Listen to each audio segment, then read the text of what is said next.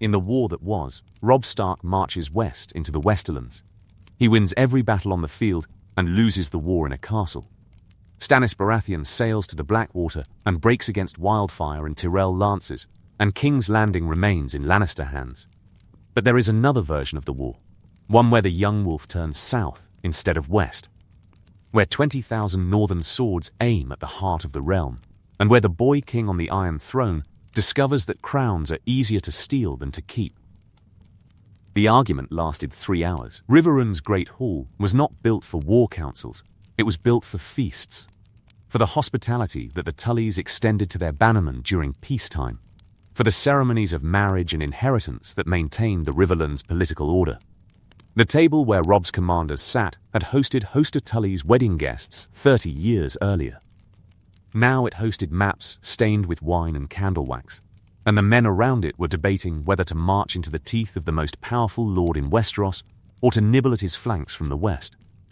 The Westerlands, the Blackfish said, standing over the map with the posture of a man whose decades of military experience gave him the authority to stand while others sat. Brynden Tully traced a line from Riverrun westward through the hills. Tywin's gold, his mines, his farms, his seat. We ride west, we take what he loves, and we force him to come to us on ground we choose. Aye, the Great John rumbled. His fist hit the table with the force that the Great John applied to everything. Conversation, combat, eating. Hit the bastard where it hurts, burn his fields and steal his gold, and make him bleed for every mile. And then? Catelyn asked. She sat at Robb's right, not by protocol, but by the gravitational force of a mother whose son was fighting a war and whose other children were scattered across a continent. We raid the Westerlands. Tywin marches west to stop us. We win another battle. And then another. And my daughter remains a hostage in King's Landing while we trade castles in the hills. The room went silent. The silence was the recognition that Catelyn had named the thing that the military discussion had been avoiding. The strategic futility of winning battles that did not bring the war closer to ending. Robb looked at the map. He was 18, king for 3 months, undefeated in the field, and old enough to understand that undefeated was not the same as winning. The crown sat heavy on his brow, the bronze and iron circlet that the northern lords had placed on his head in this same hall. The crown of the king in the north. The crown that obligated him to bring his people home alive, and that the obligation's weight was measured in the thousands of men camped outside these walls. What are you suggesting, Mother? I am suggesting that we stop treating this war like a raid and start treating it like a conquest. We don't need Tywin's mines. We need the city. King's Landing. Robb said the name, and the name changed the temperature of the room. The commanders stirred, the Griatjon forward, Roose Bolton backward, Edmure Tully sideways in his chair. Joffrey sits the Iron Throne. Catelyn continued. Sansa is his hostage. The Lannisters control the court, the treasury, the city watch, the apparatus of government. We can burn every field between here and Castle Rock, and none of it will matter if the Lannisters hold the capital. The capital is 600 miles from here, Roose Bolton said. His voice was the whisper that Roose brought to every conversation, the volume of a man who forced others to lean in, and who used the leaning as a form of control. Tywin Lannister sits at Harrenhal with 30,000 men between us and the city. A march on King's Landing is a march through Tywin's army. Not through, the Blackfish said. He had been listening to Catelyn with the expression of a man whose niece was saying what he had been thinking, and the expression was the closest thing to approval that the Blackfish's face produced. Around. Brynden Tully moved to the map. His finger traced a different line, south from Riverrun along the Red Fork, then southeast through the lower Riverlands, skirting the western shore of the God's Eye and cutting through the Crownlands. Tywin is at Harrenhal. He's oriented east and north, watching for an attack on his position or a push toward King's Landing along the King's Road. He expects us to come from the north because that is where we are. But we are not going north to south. We are going west to southeast. We march along the southern bank of the Red Fork, cross at Acorn Hall, and cut through the Kingswood from the southwest. If we move fast, cavalry screens, mounted infantry, no siege trains, we reach King's Landing before Tywin can respond. If we move fast, Bolton repeated. 20,000 men. 600 miles. Through territory we do not control, with no supply lines and no fallback position. If Tywin catches us in the march, then we fight him in the march, Robb said. We've beaten Lannister armies before. We beat Jaime Lannister. Jaime is bold and impatient, and fights the battle in front of him. Tywin is neither bold nor impatient, and fights the battle 3 moves ahead. Then we don't let Tywin choose the battle. Robb stood. The standing was the young king's assertion, the boy who needed to be taller than the men around the table, and who achieved the tallness through the act of standing while others sat. We send a force west. Raiding parties into the Westerlands, enough to make Tywin believe that's our main thrust. He'll march his army west to defend his lands. While he's chasing shadows in the hills, we march south. The Blackfish looked at Robb. The look was the assessment of a soldier who had served under 3 different lords, and who recognized tactical instinct when he saw it, and who also recognized the gap between tactical instinct and strategic wisdom, and who hoped that the one would eventually produce the other. It could work, Brynden said. But the timing is tight. If Tywin discovers the feint before we reach the Crownlands, he'll be between us and the Riverlands. We'll have no retreat. Then we won't retreat. Your Grace, Roose Bolton began. Lord Bolton, you will hold the Riverlands. Take 5,000 men, your own levies, the Karstarks, the Hornwoods. Screen Tywin's position at Harrenhal. Make him believe the full northern army is still in the field. Raiding actions, cavalry probes, whatever keeps his scouts busy. The Blackfish takes 3,000 riders west as the feint. The rest march with me. 12,000 men to take King's Landing, Bolton said. The whisper carried the arithmetic of a man whose calculations were always running, and whose calculations included variables that the other men in the room did not account for. 12,000 men, and speed and surprise, and a city full of people who hate the king sitting on their throne. Catelyn watched her son give commands. The watching was the dual experience of pride and terror. Pride in the boy who had become the commander, terror at the commander's willingness to gamble 20,000 lives on a march through enemy territory. She thought of Ned. She thought of what Ned would say, that caution preserved armies and boldness spent them, and that the spending was irreversible. But Ned was dead. Ned was dead because he had been cautious in King's Landing, because he had warned Cersei instead of acting, because he had given the enemy time to prepare, because Northern honor had met Southern treachery, and Northern honor had lost. Robb was not going to give anyone time to prepare. There's one more thing, Robb said. Theon Greyjoy had been standing at the edge of the hall, the position that Theon occupied at every meeting, close enough to hear, far enough to suggest that his attendance was voluntary rather than required, the stance of a man whose status oscillated between ward and hostage and friend, and whose oscillation never fully resolved. My lord? Your Grace, the Greatjon corrected. Theon's jaw tightened. Your Grace. I need ships, Robb said. King's Landing has a harbour. If we take the city and leave the harbour open, Stannis Baratheon sails in from Dragonstone, and we're fighting a war on 2 fronts inside our own walls. I need a fleet to blockade the Blackwater Bay. You want me to go to Pike. I want you to bring me the Iron Fleet. Your father commands the largest navy in Westeros. Balon Greyjoy has no love for the Lannisters and no love for Robert's dynasty. Offer him what he wants. Recognition, independence, whatever the price. Bring me ships. Catelyn spoke. Robb, mother, Theon is a hostage. His value is in keeping Balon Greyjoy loyal. If you send him home, you lose the only leverage you have over the Iron Islands. Theon is not a hostage.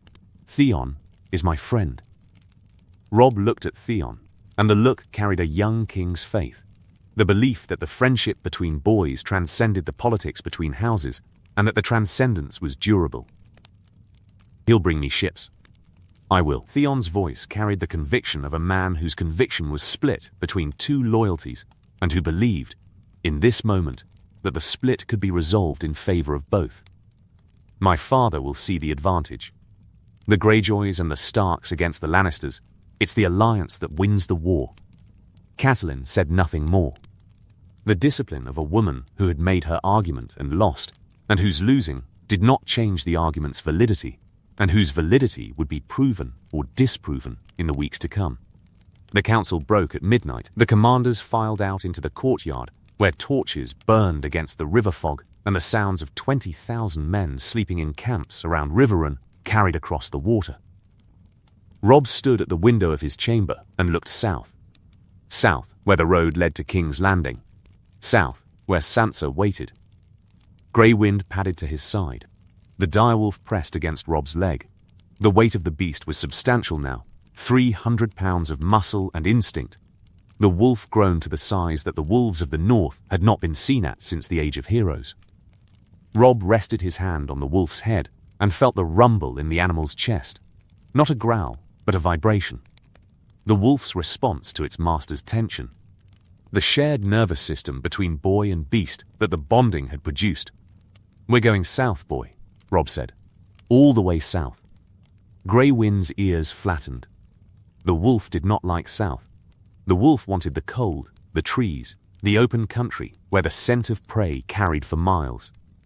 South was smoke and stone, and the smell of too many humans compressed into too small a space. But the wolf went where the boy went, and the boy was going south, and so the wolf would follow. The Blackfish rode west with 3,000 cavalry on a bright morning when the mist on the Red Fort burned away before noon, and the Three's ability was excellent, and the excellence meant that Tywin's Scorts, wherever way, before noon and the visibility were positioned, would see the column heading toward the Golden Tooth. That was the point.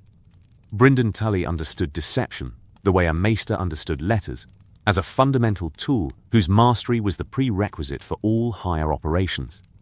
The feint was not a raid, the feint was a performance. 3,000 riders carrying Northern and Riverlands banners, moving at the pace of a serious advance. Raising dust clouds that a blind man could track from Harrenhal. The column was designed to be seen. Behind the column, at a distance of 2 days' march, Robb moved south with 12,000 men.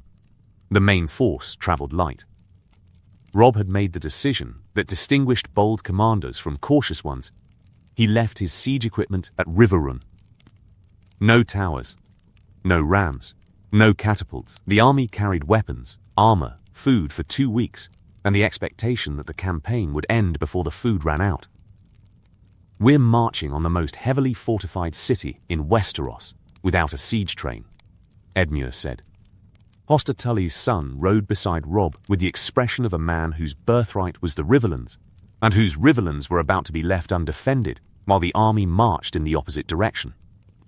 "We're not going to siege the city. We're going to storm it. The walls of King's Landing are 80 feet high. The walls of King's Landing are defended by 6,000 gold cloaks, half of whom were recruited from the gutters of Flea Bottom. The walls are 80 feet high, and the men standing on them are worth 10 feet at best." Edmure did not look reassured. Edmure's face was the face of a man whose courage was not in question. Edmure Tully was brave enough to ride into battle, but whose imagination ran ahead of his courage and produced scenarios that the courage then had to confront. "And if we can't storm it? If the walls hold and Tywin comes up behind us? Then we improvise. But I'd rather improvise outside King's Landing than spend 6 months raiding the Westerlands while Sansa rots in the Red Keep." Theon departed on the 3rd day of the march. He rode west to Seaguard with a small escort. From Seaguard he would take ship for Pike, and from Pike he would return with the Iron Fleet, and the fleet would seal King's Landing's harbour while Robb broke its gates. "I'll be back before you reach the walls," Theon said. The promise was the confidence of a young man who had not seen his father in 10 years, and who believed that the homecoming would resolve the questions that the separation had created. "I'm counting on it." Theon rode away. Robb watched him go, the lean figure on the horse, the archer's bow across his back, the Greyjoy heading home to the islands where he had been born, and from which he had been taken, and to which he was returning as a man and a negotiator and an ambassador for the king in the north. Robb watched until Theon disappeared beyond the ridgeline, and then he turned south, and the army followed. Catelyn rode in the column. She had not been asked, and had not been told. and had simply appeared on her horse at dawn on the day of departure with the certainty of a woman whose presence was not subject to her son's authorization. Robb had looked at her and opened his mouth and closed it again and accepted the situation, because the acceptance was faster than the argument, and because the argument would be one he lost. "You should have stayed at Riverrun," Robb said, knowing the words were futile as he spoke them. "My daughter is in King's Landing. I will not wait at Riverrun while you ride to save her. I'm not riding to save Sansa. I'm riding to take the capital. You are doing both. The fact that you won't admit one of them is your father's influence." Ned never admitted when his decisions were personal. Robb let the comment pass. The letting pass was the son's concession, the recognition that his mother's observations about his father carried the weight of 20 years of marriage, and that the weight exceeded any counter-argument that 3 months of kingship could produce. The army moved south, 12,000 men, northern foot soldiers, Riverlands cavalry. Frey infantry under the command of Sir Stevron Frey stretched along the southern bank of the Red Fork and then turned southeast toward the headwaters of the Blackwater Rush. The terrain was Riverlands farmland, flat, fertile, undefended. The small folk watched the army pass from behind hedgerows and from the upper floors of farmhouses. The expressions of people who had seen too many armies in the past year, and whose expressions communicated the exhaustion of a population that had become the road that armies walked on. Robb ordered discipline. No looting, no burning, no requisitioning beyond what the army paid for. "These are your uncle's people," Robb told his commanders. "The Riverlands are our allies. Treat them like it." The discipline held. Northern soldiers were not accustomed to the Riverlands' heat, and the heat's discomfort produced complaints rather than aggression, and the complaints were manageable. The Frey contingent obeyed because Sir Stevron enforced obedience with the administrative thoroughness that was the only quality Walder Frey consistently bred into his offspring. On the 8th day, riders from Roose Bolton's screen force brought a message. Tywin had moved. The Old Lion had received reports of the Blackfish's thrust into the western hills and had dispatched a force of 10,000 under Sir Gregor Clegane to intercept. Tywin himself remained at Harrenhal with his main army, but his attention was pointed west. "He's watching the Blackfish," Robb said. "Not us." "Not yet," Catelyn replied. The Lion's Hand.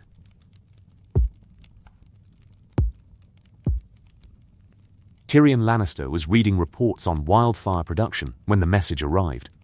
The message was from a Crownlands lord, a minor bannerman whose lands lay northwest of King's Landing, near the headwaters of the Blackwater Rush, and whose land's proximity to the river made him the first person to notice that 20,000 men were marching down it.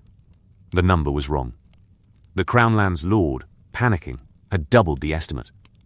But the direction was right. Tyrion read the message twice. He set down his wine cup with the deliberation of a man whose hands wanted to shake and whose pride would not permit it.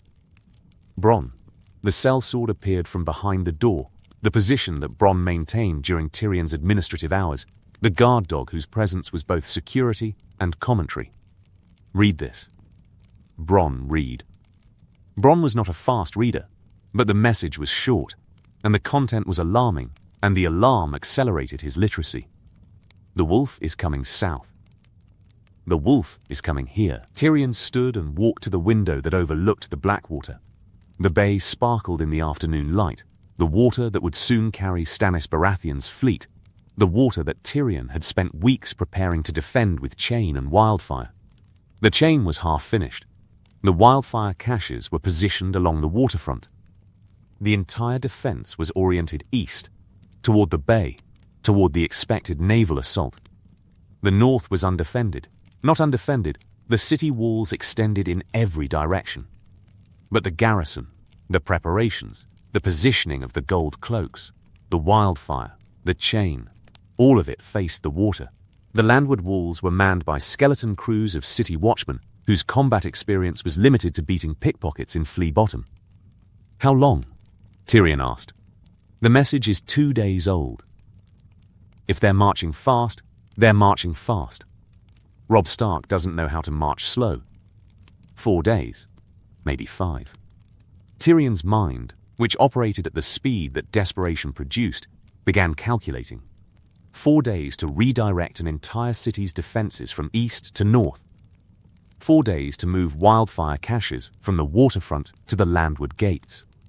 4 days to convince the gold cloaks, who were barely willing to fight Stannis, to fight the army that had destroyed Jaime Lannister's host at the Whispering Wood. Get me Janos Slynt. Slynt's an idiot. Slynt commands the gold cloaks. His idiocy is not the relevant variable. His 6,000 men are. Bronn went. Tyrion poured himself more wine and drank it standing, and considered the irony. He had spent 2 months preparing for Stannis, and the preparation was about to be rendered irrelevant by a boy with a wolf. Janos Slynt arrived with the bluster that was Slynt's primary military asset. The commander of the City Watch, appointed by Cersei, maintained by Tyrion through the grim calculation that replacing him would cost more than tolerating him, entered the Hand's chambers with his chest inflated and his confidence unearned. My Lord Hand. Commander, we have a problem. Stannis? Stark. The inflation left Slynt's chest. The departure was visible, the breath escaping, the chest deflating, the confidence evaporating with the speed that confidence evaporated when the threat changed from theoretical to immediate. Stark is in the Riverlands. Stark is on the Blackwater Rush. He'll be at the Gate of the Gods in 4 days. That's not possible. Our scouts were watching Harrenhal. Stark wasn't at Harrenhal. Stark was marching through the countryside that nobody was watching, because everybody was watching the wrong direction. Slynt's face went through the sequence of expressions that bad news produced in incompetent men: denial, confusion, fear, the search for someone else to blame, and arrived at the expression that Tyrion had been expecting: the look of a man who wanted to run. Reinforce the northern gates, Tyrion said. Pull 2,000 gold cloaks from the waterfront and redeploy them to the Gate of the Gods, the Old Gate, and the Dragon Gate. Barricade the streets behind the gates. I want fallback positions every 100 yards. If they breach the walls, I want the fighting to cost them. My lord, the gold cloaks are not. The gold cloaks are what we have. Make them work, or I'll find someone who will. Slynt left. Tyrion doubted that the redeployment would be executed competently. Slynt's competence was the competence of a man promoted beyond his capacity by a queen whose judgment in appointments was as catastrophic as her judgment in everything else. Tyrion sent 3 ravens. The first to Harrenhal, to his father, informing Tywin that King's Landing was about to be assaulted from the north by the same army that Tywin believed was heading west. The second to Cersei, the Queen Regent, currently occupying the royal apartments and contributing to the defense effort through the medium of hysteria. The third to Varys, the Spider, whose information network had apparently failed to detect 12,000 men marching through the Crown Lands, and whose failure's consequences were now Tyrion's responsibility to manage. Varys appeared within the hour. The eunuch arrived with the soft footsteps and the powdered hands, and the expression of mild concern that was Varys's response to every crisis. From minor administrative errors to the impending destruction of the dynasty. My Lord Hand, you missed an army. I missed a change of direction. My birds reported the northern army marching west, the Blackfish's column.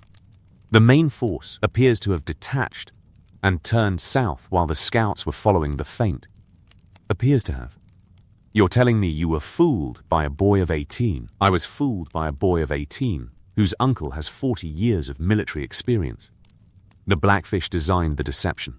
Robb Stark merely executed it. The distinction is comforting. I'll remember it when Stark's wolf is eating my liver. Tyrion worked through the night. The work was the frenzy of a man whose intellect was his primary weapon, and whose weapon was being deployed against a problem that might not have an intellectual solution. He moved wildfire caches, 200 jars carried through the streets by pyromancers whose nervous hands made every jar a potential detonation. He positioned scorpions on the northern walls.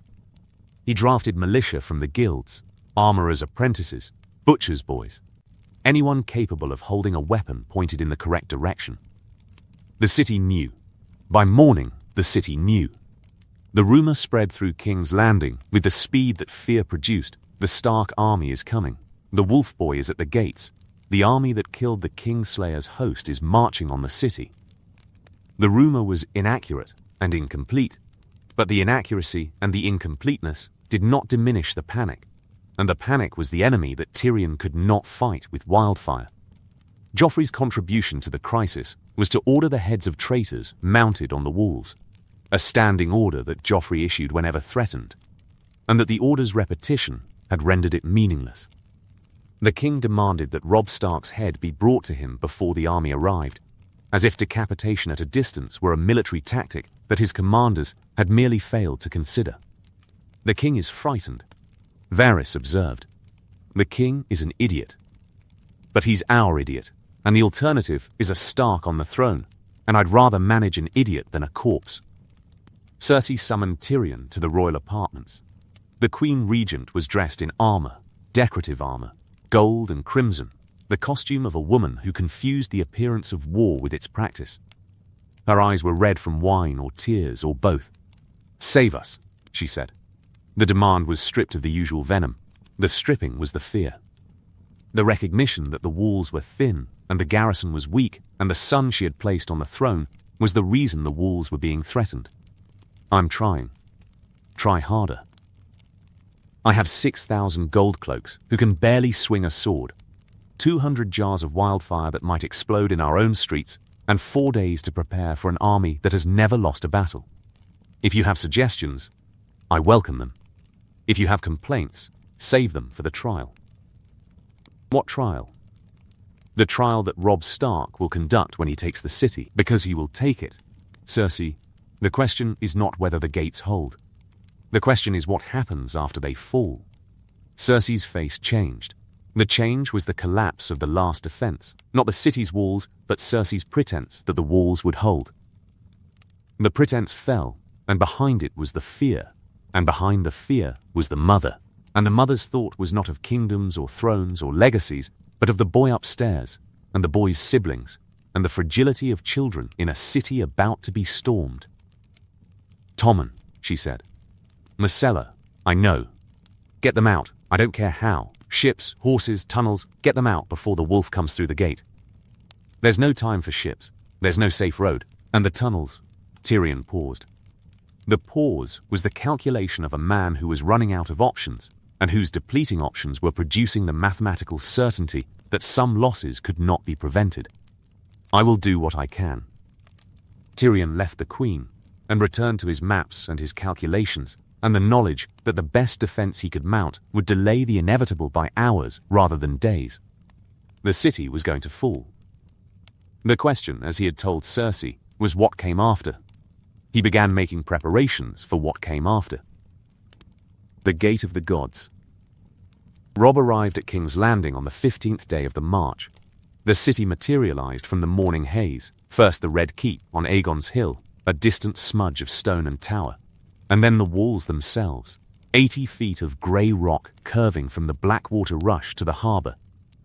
The enclosure that contained 500,000 people, and the Iron Throne, and the war's political objective. Robb halted the army a mile from the walls, the tactical pause, the moment between arrival and action, when a commander assessed the ground and the defences and the disposition of the enemy, and made the decisions that the assessment demanded. "The gates are reinforced," the Blackfish observed. Brynden Tully had rejoined the army 2 days earlier. His fainting force had peeled away from the western thrust and ridden hard to catch the main column, leaving a screen of riders to maintain the illusion of a continued western advance. The Blackfish was dusty and tired and assessing King's Landing's walls with the professional interest of a man who had besieged and defended castles for 40 years. "The Gate of the Gods, that's our entry. The road from the northwest approaches directly. The ground is flat. We can bring the full force to bear. The walls are manned," Robb said. He could see the glint of armor on the battlements, the gold cloaks, repositioned from the waterfront, their golden cloaks visible even at a mile's distance. Manned, not defended. There's a difference. Manned means bodies on the walls. Defended means bodies that will fight when the arrows start flying. Those men are city watchmen. They beat drunks and collect bribes. When the killing starts, half of them will throw down their spears and run. And the other half? The other half will fight badly. But they'll fight. And the walls are high. We have no siege towers, no ladders worth the name, no rams heavy enough to break those gates. We have grapnels. We have ropes. We have 12,000 men who can climb. Climbing walls in armor under arrow fire is butchery. Then we don't climb under arrow fire. We suppress the fire first. The plan that Robb devised was not elegant. The plan was the blunt instrument of a commander who lacked siege equipment and who compensated for the lack with aggression and arithmetic. The arithmetic was this: the northern walls of King's Landing were 2 miles long. 2 miles of wall required 4,000 defenders to cover adequately. Tyrion had, at most, 3,000 men on the northern perimeter. That meant gaps. Gaps meant opportunity. Robb divided his force. The main assault, 6,000 men under his personal command, would hit the Gate of the Gods directly. A secondary assault, 3,000 under Edmure Tully, would strike the Old Gate to the east. A third force, 2,000 under the Greatjon, would demonstrate against the Dragon Gate, the easternmost landward entrance. The remaining 1,000 would wait in reserve with Catelyn and the supply train. We hit all 3 gates at dawn, Robb told his commanders. The waterfront defenses are weakened. Tyrion pulled men to the north. The gates are the strong points. The walls between them are the weak points. When the defenders concentrate at the gates to repel the assault, the climbing parties go up the walls between them. Grapnels, ropes, scaling ladders where we have them. Get enough men on the walls to open 1 gate from the inside, and the city falls. And if none of the gates open? Edmure asked. Then we pull back and try again. And again. Tyrion has no relief coming. Tywin is 2 weeks away at minimum. We can afford to fail once. Tyrion can't afford to succeed less than every time. The night before the assault was the night that soldiers spent in the country between preparation and fear. Robb walked the camp, not as inspection, not as command, but as the restless wandering of a young man who was about to order thousands of men into a fight that would kill hundreds of them, and whose ordering weighed on him the way all first commands weighed on all young commanders. He found himself at the horse lines, where the animals stamped and breathed in the dark. Grey Wind was there. The wolf had been prowling the camp's perimeter, the nightly patrol that the beast conducted without instruction, the circuit that the wolf walked because the wolf's instincts demanded it, a nightly protection that the beast provided without instruction. Your Grace. A voice from the darkness. Daisy Mormont, the she-bear's eldest daughter, was sharpening her mace by torchlight. The Mormont women fought, Bear Island's tradition, born from necessity. The women wielded weapons because the men were at sea, and the bears and the wildlings and the ironborn did not wait for the men to return. Can't sleep? Not before a fight. Never could. My mother says the fear is useful. The fear sharpens you. Your mother is right. She also says the fear goes away after the first one dies. The first enemy? The first man you lead who dies following your orders. Robb said nothing. He had led men who died at the Whispering Wood, at the camps below Riverlands. He had given the orders, and the orders had been followed, and the following had killed some of the men who followed them. The fear had not gone away. The fear had changed shape, from the fear of dying to the fear of causing death, from the personal to the collective. But the fear remained, the permanent weight that commanders carried. Dawn broke grey and humid. The Blackwater's moisture clung to the ground in sheets of mist that the morning sun had not yet burned away. The mist was an advantage. It obscured the approaching formations. It diffused the defenders' line of sight. It turned the 1,000 yards between the army and the walls into a corridor of uncertainty. Robb drew his sword. The sword was not ice. Ice was lost. Ice had died with Ned on the steps of the Great Sept. Ice had been taken and would be melted, and the melting was a violation that Robb carried alongside every other violation that the Lannisters had committed. The sword was northern steel, castle forged, adequate for killing. It was enough. For Winterfell. Robb's voice carried across the morning fog. For the king in the north. 12,000 voices answered. The sound was the roar that armies produced when the waiting ended and the violence began. The collective exhalation of men whose fear converted into noise, and whose noise converted into momentum, and whose momentum carried them forward across the open ground toward the walls of the most populous city in Westeros. The arrows came. The arrows came down like rain. Not the concentrated volley of trained longbowmen, but the scattered, inaccurate fire of city watchmen, whose archery training had been conducted on straw targets, and whose straw targets had not fired back. The arrows killed men. The arrows wounded men. The arrows did not stop the advance. Robb ran with his soldiers. The running was the commander's choice, to be in the first wave, to be visible, to be the target that the defenders would aim at, and the symbol that the attackers would follow. Grey Wind ran beside him, the direwolf's lope covering the ground with the efficient speed that wolves were built for. The grey form streaking through the morning missed like a nightmare made flesh. The gate of the gods was barred. The gate was iron-bound oak, 20 feet high, designed to resist battering rams that Robb did not possess.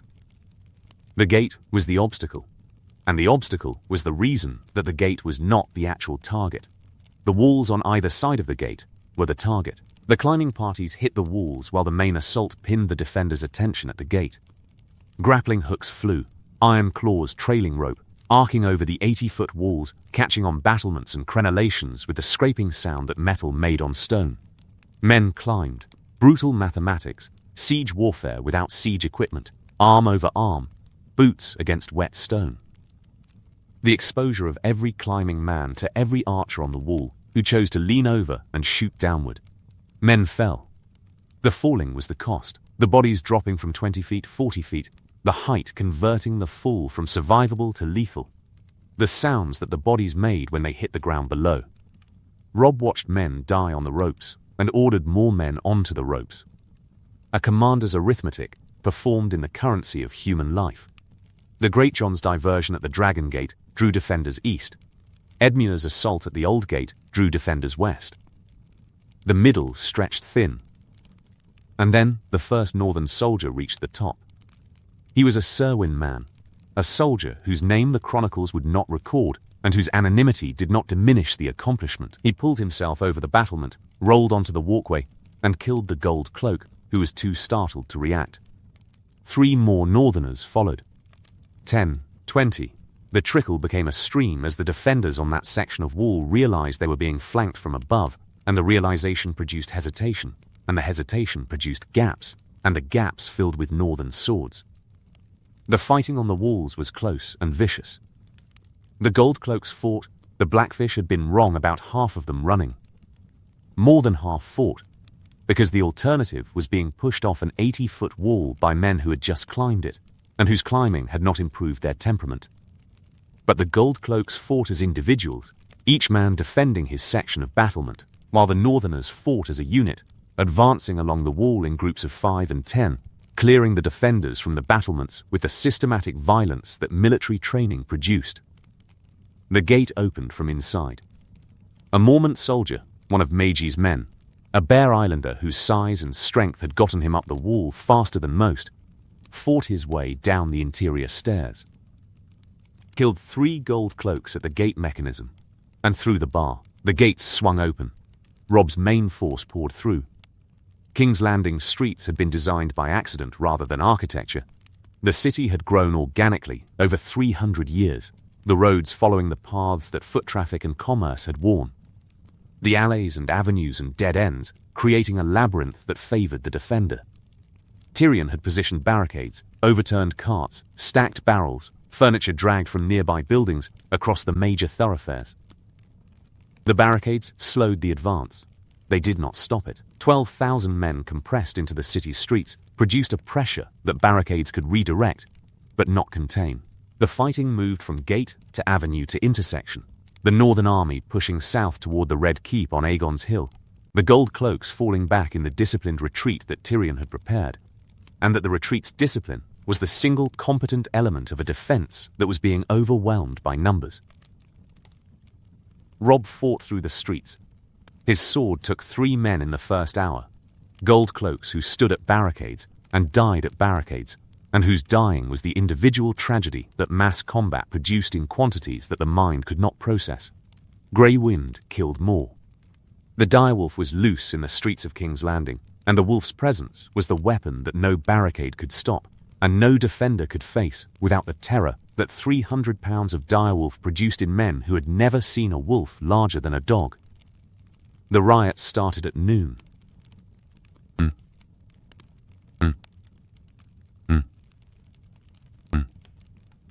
The city burns. The small folk of King's Landing had been hungry for months. The hunger was the product of the war, the disrupted trade routes, the commandeered grain supplies, the blockade of provisions that competing armies imposed on a city whose 500,000 residents consumed food at a rate that peacetime commerce struggled to maintain, and that wartime logistics could not. The bread riots had been building for weeks. Joffrey's response to the bread riots had been to order the rioters shot with crossbows, which had suppressed the riots temporarily and increased the hatred permanently. When the Northern Army breached the Gate of the Gods, the hatred found its outlet. The riots began in Flea Bottom, the warrens of the poorest quarter. The Allies, where the hunger was worst, and the resentment was deepest, and the population density was highest. The small folk did not riot for Robb Stark. The small folk did not riot for the North, or for justice, or for any political abstraction. The small folk rioted because the gates were broken, and the gold cloaks were fighting, and the mechanisms of control that kept 500,000 desperate people obedient had ceased to function. The rioting spread from Flea Bottom to the Street of Silk to the Hill of Rhaenys.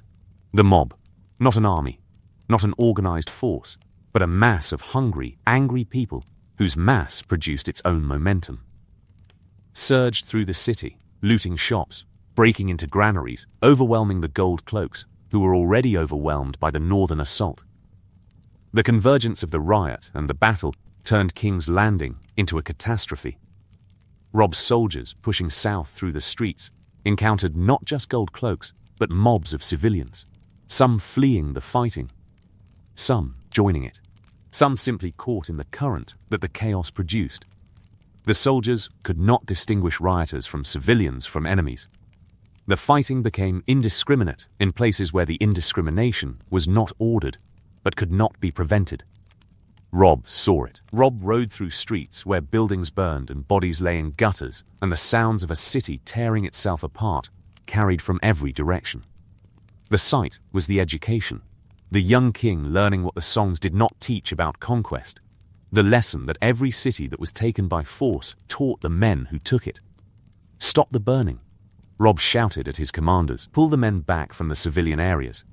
Form up on the main avenues and push for the Red Keep. Leave the rest. The orders were partly obeyed. War's orders were always partly obeyed.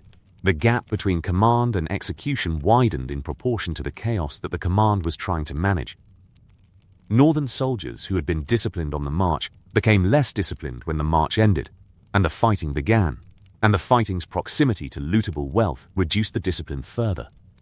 The Frey contingent was the worst. Sir Stevron's sons, Walder's grandsons, men whose upbringing at the Twins had not included instruction in the restraint that other houses taught, broke into the merchant quarter and helped themselves to whatever the merchants had not already hidden. Robb heard about it and could not stop it, because the stopping required men he could not spare from the assault on the Red Keep. Smoke rose over King's Landing. The smoke was the signature of a city at war, not the targeted destruction of a military campaign, but the random fires that riots produced when torches met thatched roofs, and when thatched roofs met wind, and when the wind carried the fire from street to street without discrimination or mercy. The Red Keep held for 6 hours after the city walls fell. The keep was a fortress within a fortress. Its own walls, its own gates, its own garrison of Lannister house guards whose loyalty was to the family rather than the city, and whose family loyalty gave them a reason to fight that the gold cloaks lacked. Tyrion had retreated to the keep with the remnants of his defense force, 800 men, perhaps fewer. The survivors of the wall fighting and the street battles compressed into the last defensible position. Tyrion was wounded. During the street fighting near the barricade on Muddy Way, a northern soldier's sword had caught him across the face, a glancing blow, turned by his helm. But the helm's edge had been driven into his cheek, and the cheek had opened, and the opening had produced blood that Tyrion could taste, and that the taste of had not improved his assessment of the situation. "Hold the gates," Tyrion told the Lannister guard captain. His voice was thick. The wound made speaking painful, and the pain made the words less crisp than the crisis demanded. "My father is 2 weeks away. Every hour we hold is an hour closer to relief. 2 weeks is 2 weeks, my lord. We'll be dead in 2 days. Then die slowly." Tyrion's defense of the Red Keep was the defense of a man who was buying time with a currency he could not afford. The keep's gates were strong, but Robb's army now numbered thousands inside the city walls, and the thousands produced the pressure that no gate could resist indefinitely. Robb assembled his forces at the base of Aegon's Hill. The Red Keep loomed above, the fortress that Aegon the Conqueror had built, the seat of every king since the conquest, the building that contained the Iron Throne, and the boy who sat it, and the mother who had placed him there, and the sister who was being held there as a hostage. "Sansa is in there," Catelyn said. She had ridden through the burning city, through streets where the fighting had ended and the looting had begun, and the smoke reduced visibility to 100 yards. Her horse was lathered. Her face was streaked with ash. "I know. The longer we wait, the more danger she's in. Cersei will use her. Cersei will threaten to use her. There's a difference. Is there? When the gates fall and Cersei sees the end, do you trust her to act rationally?" Robb did not answer, because the answer was no, and because the no demanded faster action, and because faster action meant more casualties among his men, and the more was a calculation he could not make in front of his mother. The assault on the Red Keep began in the late afternoon. Robb sent 3 parties simultaneously, one at the main gate, one at the kitchen gate on the eastern wall, one at a postern gate that Varys' tunnels connected to the keep's lower levels, and that a captured Goldcloak officer had revealed under interrogation. The postern gate fell first. A party of 50 northerners, led by Small John Umber, the Great John's son, a man whose size was nearly his father's and whose volume was mercifully less, broke through the postern and fought their way up the service corridors into the keep's lower halls. The main gate fell an hour later. The ram, improvised from a dock piling pulled from the harbour, broke the iron-bound oak after 200 strikes. The gate shattered and the northern army surged through. The fighting inside the Red Keep was room to room. The Lannister guards fought with the ferocity of men defending their lord's house, and the desperation of men who expected no mercy from the conquerors. They sold every corridor at the price of blood on both sides. Robb lost 200 men in the keep. The close quarters fighting was the most expensive fighting of the day. The fighting where numerical superiority meant less and individual skill meant more, and where the Lannister guards' professional training outmatched the northern soldiers' battlefield experience. Grey Wind cleared the way. The direwolf could not be fought in a corridor. The beast filled the passageway. The grey fur and the yellow eyes and the teeth that could sever a man's arm at the shoulder. The defenders who faced Grey Wind died or fled, and the fleeing opened paths that the soldiers behind the wolf exploited. Robb reached the throne room. The Iron Throne was empty. The ugly chair, forged from the swords of Aegon's enemies, the jagged mass of fused blades that had cut kings who sat carelessly. The throne's own commentary on the nature of power. Stood at the end of the hall in the afternoon light that filtered through the high windows. The windows were broken, glass crunched underfoot. The throne room of the Seven Kingdoms smelled of smoke and blood, and the emptied bowels of men who had died in the fighting. Joffrey was not on the throne. Joffrey was not in the throne room. Joffrey was in the royal apartments on the upper level of Maegor's Holdfast, behind the drawbridge that separated the inner keep from the outer, behind the door that the Kingsguard was defending with the professional commitment that the White Cloaks demanded. One Kingsguard. Sir Mandon Moore stood at the entrance to Maegor's Holdfast with his white armour splashed with blood that was not his own, and his sword drawn, and his face empty. Moore was the most dangerous of the remaining Kingsguard, not through skill, but through the complete absence of hesitation that was Moore's defining quality. The man had no fear. The man had no loyalty beyond instruction. The man had duty, and the duty was the instruction to stand here and kill anyone who tried to pass. "Stand aside," Robb said. "The city has fallen. The keep has fallen. You can die here, or you can yield." Moore said nothing. Moore attacked. The Kingsguard Knight lasted 20 seconds against Robb and 3 northern soldiers. Moore fought with the mechanical precision of a man whose technique was flawless, and whose technique's flawlessness was insufficient against 4 opponents. A Mormont axe took his shield arm. A Serwyn sword opened his side. Robb's blade found his throat. Moore fell. Robb stepped over the body and crossed the drawbridge into the royal apartments.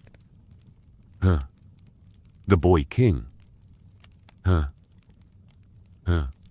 Huh. Huh. Huh. Huh. Huh." They found Joffrey in the Queen's chambers.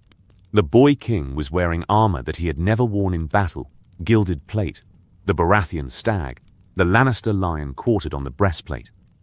The armor was spotless. Joffrey had not fought. Joffrey had retreated from the throne room to Maegor's Holdfast to his mother's chambers with the instinct of a boy whose courage was the courage of cruelty rather than combat, and whose cruelty required a position of safety from which to operate. Cersei stood behind him. The Queen Regent's hand was on Joffrey's shoulder, the mother's grip, the posture of protection that was also the posture of control. In her other hand, she held a knife. Sansa was against the wall. Sansa Stark, 15, red-haired, the girl who had been a hostage for over a year, was pressed against the stone with the stillness of a person who had learned that stillness was the only defense available, and whose defense had been practiced until the practicing had become automatic. "Drop the knife," Robb said. "You're a traitor." Joffrey's voice cracked. The cracking was the boy's age, 16 and terrified, and trying to produce the authority that the crown demanded and that the terror undermined. "You're a traitor to the throne, and you'll be executed. My grandfather, your grandfather, is 200 miles away. He'll come. He'll come, and he'll burn you. And he'll mount your head." Joffrey. Cersei's voice. The single word silenced the boy, the mother's authority, the control that Cersei exercised over her son, the leash that the Queen held, and that the Queen's holding was both protection and restraint. Cersei looked at Robb. The look was the assessment of a woman who had been a queen for 17 years, and who was now a prisoner, and whose imprisonment did not diminish the intelligence that the assessment employed. "Lord Stark." "Your Grace." The courtesies were the formalities that wars required, the acknowledgement that the enemy was human, and that the human's status demanded recognition even when the recognition was the prelude to the status's termination. "Your father would have offered terms," Cersei said. "Your father would have given me the chance to negotiate. My father offered you nothing. My father told Robert the truth, and the truth killed him. The words were Robb's and the words were wrong. Ned had not told Robert the truth. Ned had warned Cersei, a mercy that had destroyed him. But Robb did not know this. Robb knew only that his father had died, and that the woman in front of him was responsible, and that the responsibility demanded a response. "Put down the knife, Your Grace. You're not going to use it. You don't know what I'm willing to do. I know you have 2 other children. Tommen and Myrcella are in this castle. If you kill yourself or your son, their lives depend on my mercy. My mercy depends on your cooperation." Cersei's hand trembled. The trembling was the calculation, the mother's arithmetic, the computation that weighed one child's life against 3 children's futures, and that the computation's result was the same result that it always was. The children survived by the mother's surrender. The knife clattered on the floor. Robb's soldiers took Joffrey. The boy screamed. The screaming was not the sound of a king. It was the sound of a boy whose authority was being physically removed from his person, and whose removal was violent and humiliating and terrifying. Joffrey kicked and bit and screamed threats that the threatening did not back, and that the soldiers handled with the patience of men whose patience was being tested, and whose testing was approaching its limit. "Bind him," Robb said. Gently, he bit Torrhen, The Great John's voice boomed from behind. The Great John had arrived at the royal apartments with the timing that the Great John brought to everything. Late and loud. The king bit my man. Bind him. Gently. He's a prisoner, not a trophy. Joffrey was bound. Cersei was taken by separate guards. Robb stood in the Queen's chambers and looked at the room. The tapestries, the Myrish carpets, the furniture that cost more than a northern farm, and felt nothing. The absence of feeling was the battle's aftermath, the emotional exhaustion that combat produced, the numbness that the body imposed on the mind when the mind's capacity for experience was exceeded. Robb. Sansa's voice. His sister's voice. The voice was different from the voice he remembered. Older. Thinner. The voice of a girl who had been a woman's hostage and whose hostage experience had aged the voice beyond its years. Robb turned. He looked at his sister. He saw the tully red hair, the tully blue eyes, the face that was their mother's face reproduced in a younger version. But the face was thinner. The cheekbones were sharper. The eyes were older than 15. Sansa, she did not run to him. In the songs, the rescued maiden ran to the hero. Sansa did not run.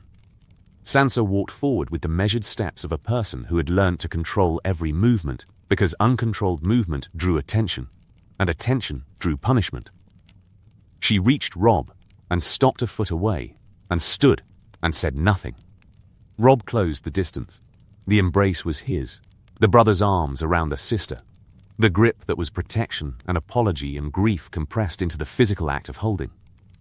Sansa stood rigid in the embrace, the rigidity of a body that had not been touched gently in over a year, and whose body's response to gentle contact was the confusion of a system that had forgotten how to process it. "I'm here," Robb said. "It's done. You're safe." Safe. Sansa repeated the word as if testing it, checking the word's weight, assessing the word's truth, measuring the word against the experience that had taught her that safety was a temporary condition, and that the temporary could end at any moment.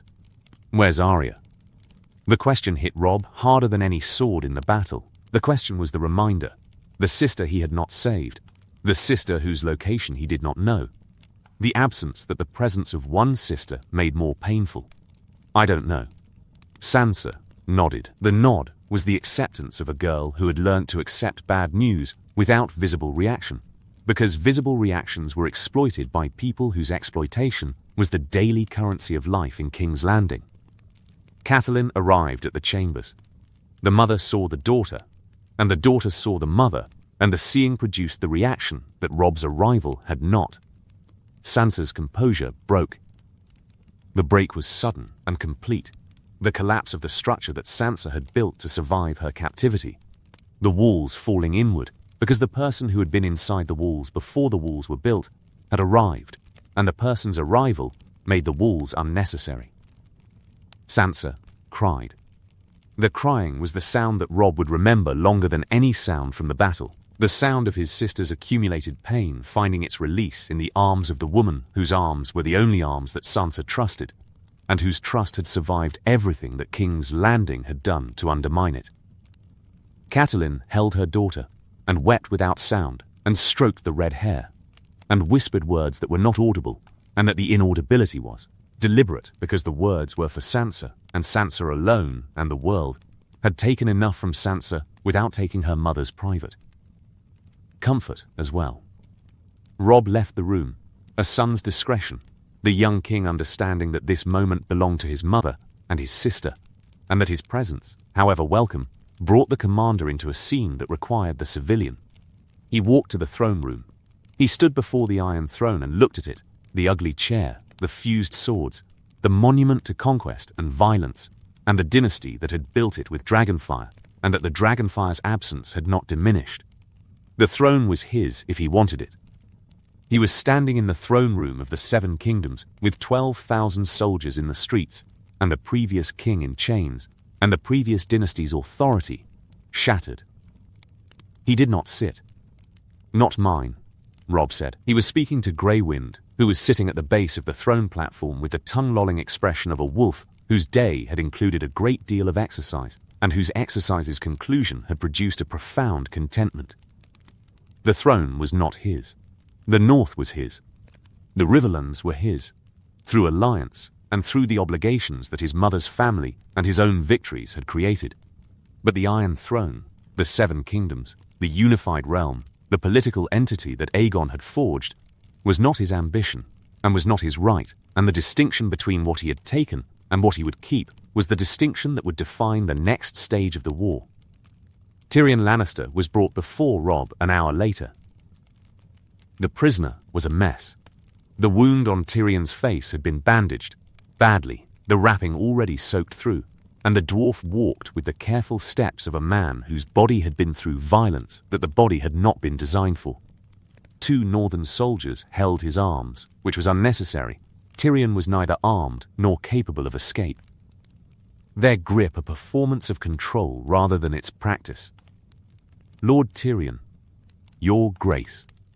Tyrion's voice was steady. The steadiness was the discipline of a man whose intellect refused to surrender even when the body and the cause had both been defeated. I congratulate you on a conquest that my father will spend the rest of his life trying to reverse. Your father can try. My father does not try. My father succeeds. You've taken the city, but you've taken it with 12,000 men. No supply lines, no fleet, and the most dangerous lord in Westeros marching toward you with 30,000 fresh soldiers. You've won the battle. You have not yet won the war. I won't be lectured by the man who lost. The man who lost has useful information about the defenses you now need to maintain. The wildfire, for instance. You should know about the wildfire before one of your soldiers accidentally ignites a cache and takes 3 streets with it. Robb studied the dwarf, an assessment, the young king measuring the danger against the utility, calculating whether Tyrion Lannister was more valuable as a source of information or as a hostage. Tell me about the wildfire. Release my sister, and I'll tell you everything. Your sister is my prisoner. My sister is the mother of the boy you just took off a throne. If you harm her, my father will not negotiate. If you hold her well, my father might. The distinction matters if you're interested in surviving the next month, Robb considered. Here was the king's education, the recognition that enemies who offered information were enemies who wanted something in return, and that the wanting could be useful. Your sister will not be harmed. Talk. Tyrion talked. The wildfire, 212 jars of the Alchemist's Guild's most potent substance, positioned throughout the city, each jar capable of destroying a building, and all of them together capable of turning King's Landing into a furnace. Tyrion provided locations. Tyrion provided handling procedures. Tyrion provided the information because the information's provision was the first move in a negotiation whose subsequent moves would determine whether Tyrion lived or died, and Tyrion was a man whose survival instincts were as highly developed as his intellect. There's something else, Tyrion said when the wildfire inventory was complete. The king. Joffrey. What about him? Keep him alive. You need him alive. He's worthless as a corpse. A dead boy king generates sympathy. A living boy king is leverage. My father will negotiate for his grandson. The realm will accept whatever settlement preserves the boy's life. Kill him, and you create a martyr. Robb heard the words and filed them, and did not commit to the advice, because the advice was from a Lannister, and the Lannisters' motivation was the preservation of Lannister interests, and the preservation's alignment with Robb's interests was convenient but not permanent. The wolf in the lion's den. Robb Stark held King's Landing for 3 days before the problems began arriving faster than he could solve them. The first problem was food. 500,000 people needed to eat, and the Northern Army, 12,000 additional mouths, had not brought the supplies to feed a city. The granaries were half empty. The trade routes were disrupted. The Rose Road, which normally carried the Reach's abundance to King's Landing's markets, was contested territory. Renly Baratheon's death 3 weeks earlier had left the Reach in political flux, and the flux's consequence was that grain caravans were not moving. The second problem was order. The riots that had accompanied the assault had not fully subsided. Fleabottom was a wreck, buildings burned, shops looted. The population's anger temporarily satisfied by the destruction, and now replaced by the hunger that the destruction had worsened. Robb deployed northern soldiers to patrol the streets, which restored a fragile peace and earned the grudging acceptance of a populace that recognized northern discipline as an improvement over Gold Cloak corruption and Lannister indifference. The third problem was Tommen. Tywin Baratheon, Lannister, more truthfully, was 8 years old. The boy had been found in the royal sept, hidden by a scepter who had been tasked with Tommen's safety and who had executed the task by concealing the boy behind the altar during the fighting. Tommen was brought to Robb still clutching a kitten, the black and white cat that the boy carried everywhere, a childhood gesture that the circumstances made heartbreaking. Myrcella was gone. Tyrion, acting on Cersei's earlier instruction, demonstrating the forward thinking that made him valuable even in defeat, had smuggled Myrcella onto a ship bound for Dorne before the battle began. The ship had sailed 2 days before Robb arrived. Myrcella was across the narrow sea by now, or close to it, heading for the Martells under a betrothal arrangement that Tyrion had brokered, and that the brokering's consequences were now beyond Robb's reach. "One princess escaped," Catelyn said when she heard. "The boy and the king are in our hands. It's enough." "Is it?" Myrcella in Dorne gives Tywin options. If we hold Joffrey and Tommen, Tywin negotiates with us. But if Myrcella is in Dorne, Tywin can negotiate with the Martells instead. Tywin Lannister murdered Alia Martell's children. The Martells will not ally with the man who killed their princess. Tywin did not murder them personally. And politics produces alliances between people who despise each other when the alternative is worse. The fourth problem was governance. King's Landing was a city that required daily administration: the sewers, the water supply, the harbour, the courts, the market regulations, the 1,000 mechanisms that kept 500,000 people alive, and that the mechanism's disruption during the assault had damaged. Robb was a king. Robb was not an administrator. The difference was the difference between winning a chess game and managing a postal system, and the managing required skills that the winning had not developed. "You need a hand," Catelyn told him. "I'm not the king of the 7 kingdoms. I don't have a hand. You hold the king's city. You need someone to govern it while you fight the king's war. Call the position whatever you want: steward, governor, castellan, but appoint someone or the city falls apart around you." Robb appointed Sir Stevron Frey. The appointment was political. The Freys had contributed soldiers to the campaign. The Freys expected reward for the contribution, and the appointment was the reward that cost Robb nothing but generated Frey loyalty that the campaign would need. Sir Stevron was old and cautious, which made him a competent administrator, if not an inspiring leader. The Blackfish took command of the city's defences. Brynden Tully walked the walls and assessed the gates, and surveyed the harbour and produced a defence plan that covered the approaches from every direction: north, south, east by land and east by sea. "The harbour is the vulnerability," Brynden said. "Stannis has a fleet at Dragonstone. The chain that Tyrion was building is unfinished. The links aren't connected. We can't close the harbour. Can we finish the chain? In 2 weeks, maybe, if the blacksmiths work day and night. But Stannis won't give us 2 weeks. Then, we don't rely on the chain. We rely on the wildfire." The wildfire was Tyrion's legacy, the substance that the Alchemists' Guild had been producing on Tyrion's orders, the green liquid that burned on water and could not be extinguished, and that the substance's use was the desperate measure that desperate defenders employed when conventional defense had failed. Robb ordered the wildfire repositioned, from the waterfront caches where Tyrion had placed them to the harbour's mouth, where they could be deployed against an incoming fleet. The Blackfish studied the wildfire arrangements and pronounced them adequate, which was the Blackfish's highest compliment, and which meant that the arrangements would probably work, and that the probably was as close to certainty as military planning ever achieved. The sister, Sansa, told Robb about Joffrey on the 3rd night. They were in the Hand's Tower, Ned's tower, the room where Ned had worked and where Ned had discovered the truth about Cersei's children, and where the discovery's consequences had killed him. Robb had not chosen the room for its significance. Robb had chosen the room because it was defensible, and because defensibility was a higher priority than sentiment.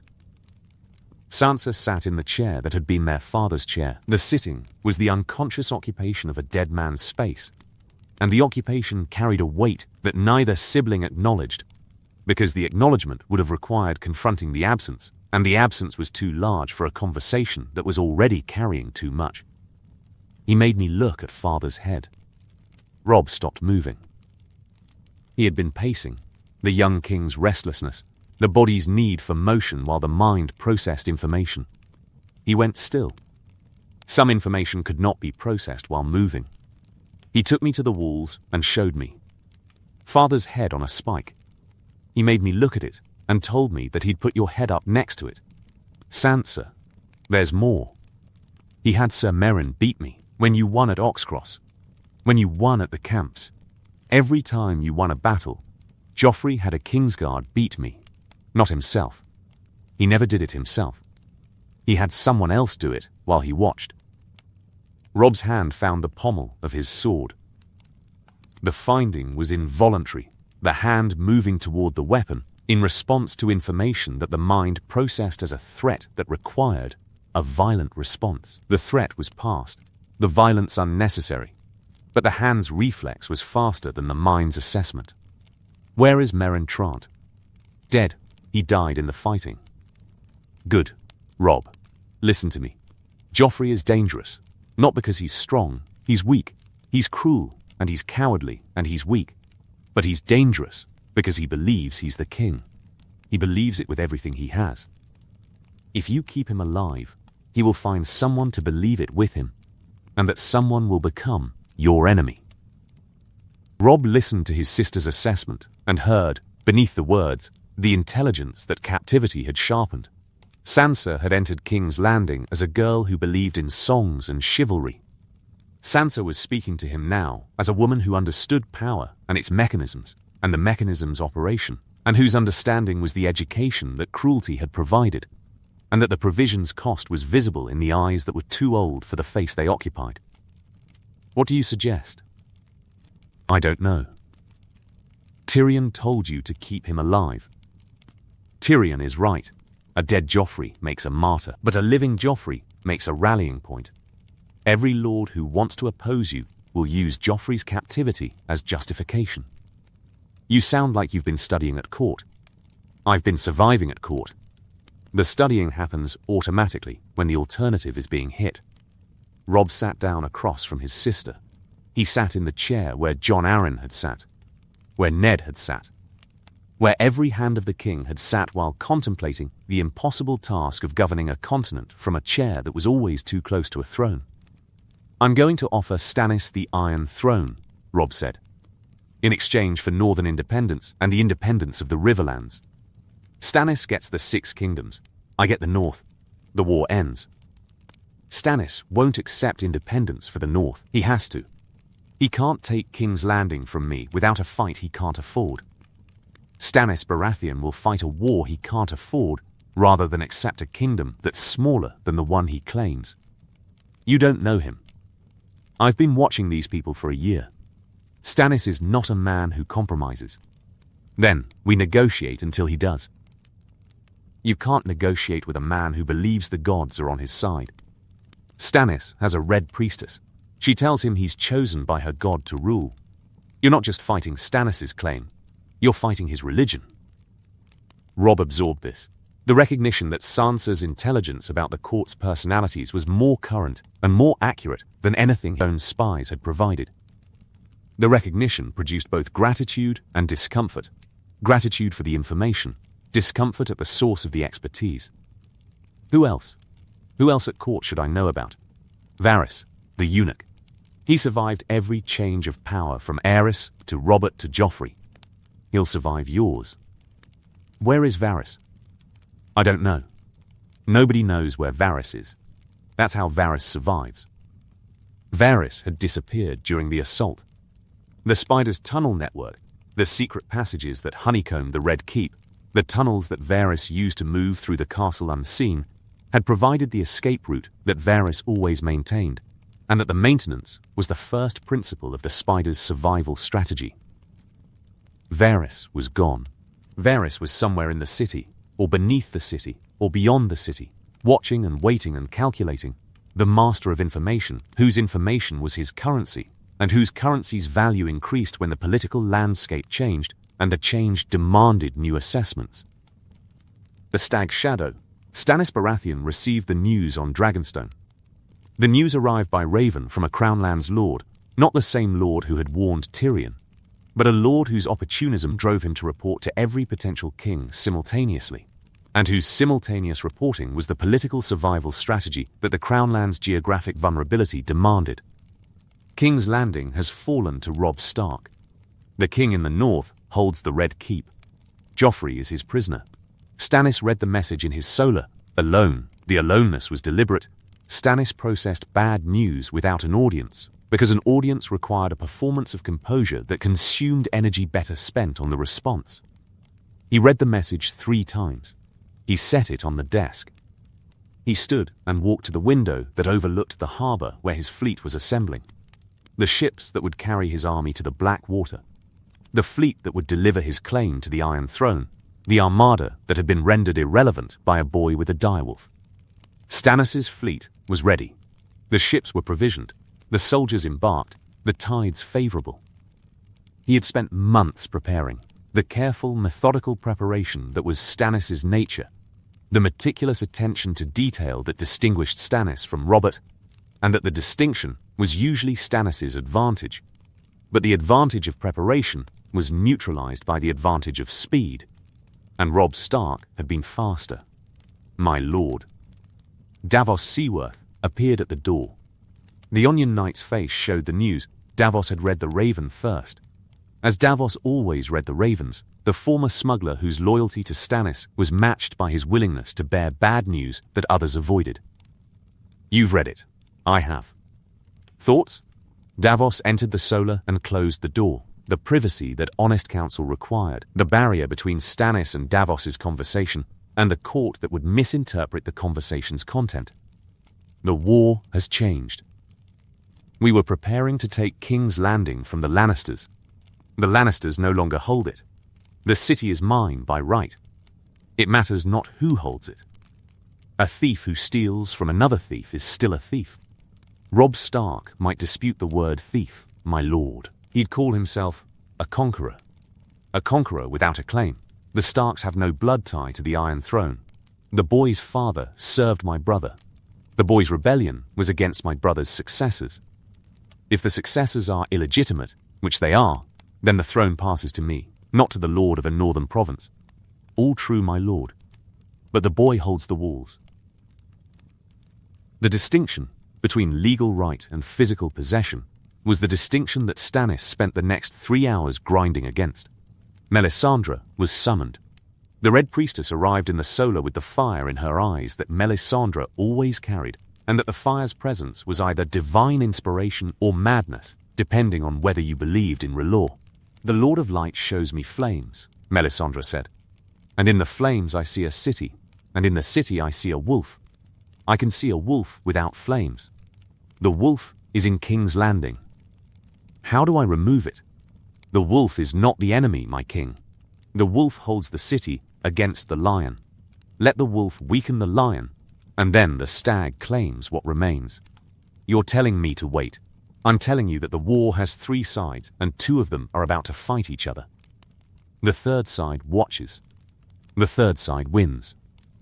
Stannis looked at Melisandre with the expression of a man whose military instincts said otherwise, and whose military instincts were being told to defer to a priestess's visions. Stannis was not a patient man. Stannis was a man who believed in order, law, and the direct application of force to problems that force could solve. Waiting was the strategy of men who could not act, and Stannis could act. His fleet was ready. His army was ready. Everything was ready except the target. And the target had changed. Sail, Stannis said. We sail for King's Landing. We land. We take the city. From Stark, from whoever holds it. The city is mine. My brother sat that throne for 17 years. The usurpers, Lannister, Stark, whoever follows, are obstacles. I am the king. I will sit my throne. Davos opened his mouth. Davos closed it. He recognized that Stannis had made a decision, and that the decision's reversal was beyond the capacity of any argument that Davos could construct. The fleet sailed the following morning. The Lion's March.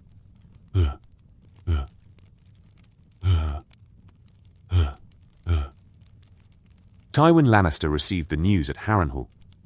The news came in fragments, the first Raven reporting northern forces in the Crownlands, the second reporting the assault on King's Landing, the third reporting the city's fall. Each fragment was worse than the last, and the last was the worst of all. Joffrey captured. Cersei captured. Tommen captured. The dynasty that Tywin had built through 40 years of ruthless political engineering was collapsing. And the collapse was happening 200 miles from the army that could have prevented it. Tywin read the ravens in his solar at Harrenhal. He read them without expression, because expression was the luxury that Tywin had denied himself decades earlier, and that the denial had become so habitual that the habit was indistinguishable from nature. Tywin's face was stone. Tywin's mind was a calculating engine whose calculations were always running, and whose calculations' current output was the most dangerous output they had ever produced. The Blackfish's feint had worked. Tywin had dispatched Gregor Clegane's force west to intercept what he believed was Robb Stark's main army. The dispatching had been the response that Robb's deception was designed to produce, the splitting of Tywin's attention, the misdirection that created the window through which Robb's real force marched south. Tywin had been outmaneuvered. The acknowledgement was internal and silent and would never be expressed aloud, and the inexpression was the only pride that the situation permitted. Kevin. Tywin's voice was level. The level voice was the sound that Tywin's subordinates feared more than shouting, the calm that preceded decisions whose consequences were measured in thousands of lives. Kevin Lannister entered the solar. Tywin's brother sat across the desk with the posture of a man who had seen the ravens and who had concluded that the situation was catastrophic and who was waiting for Tywin to explain how the catastrophe would be reversed. "We march," Tywin said.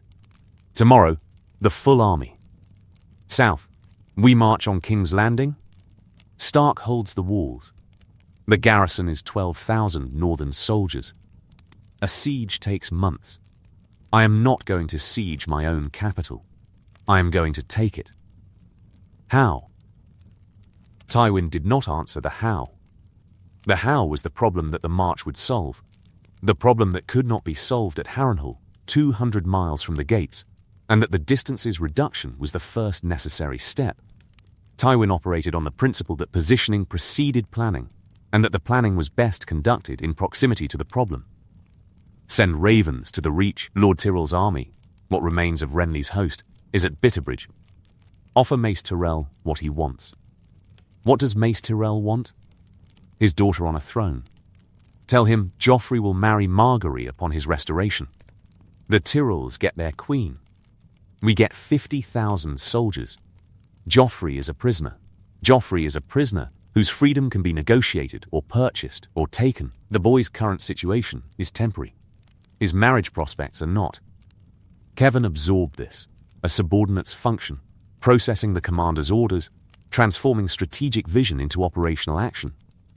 Kevin drafted the Raven to Highgarden with the speed that urgency demanded and the diplomacy that Mace Tyrell's vanity required. Tywin's army broke camp the next morning.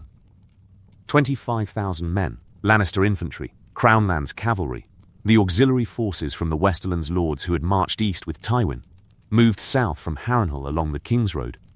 The march was fast. Tywin drove his army with the urgency of a man whose grandchildren were hostages and whose urgency was the combination of personal fear and political necessity, and whose combination produced a speed of march that would have exhausted a less disciplined force. Roose Bolton watched from his screen position. Bolton's 5,000 men were insufficient to stop Tywin's march. The arithmetic of 5,000 against 25,000 produced the answer that Bolton had calculated before the question was asked. Bolton sent a raven to Robb, reporting Tywin's departure from Harrenhal. Bolton did not attempt to intercept. Bolton pulled his forces back to the Trident and took up a defensive position that protected the Riverlands crossings. and that the protection's defensive posture was precisely the posture that Bolton wanted, the posture of a man who was conserving his strength while others spent theirs. Bolton also sent a second raven. The second raven went north, not to Winterfell. Not to Robb's northern bannermen, but to the Dreadfort. The message's content was brief.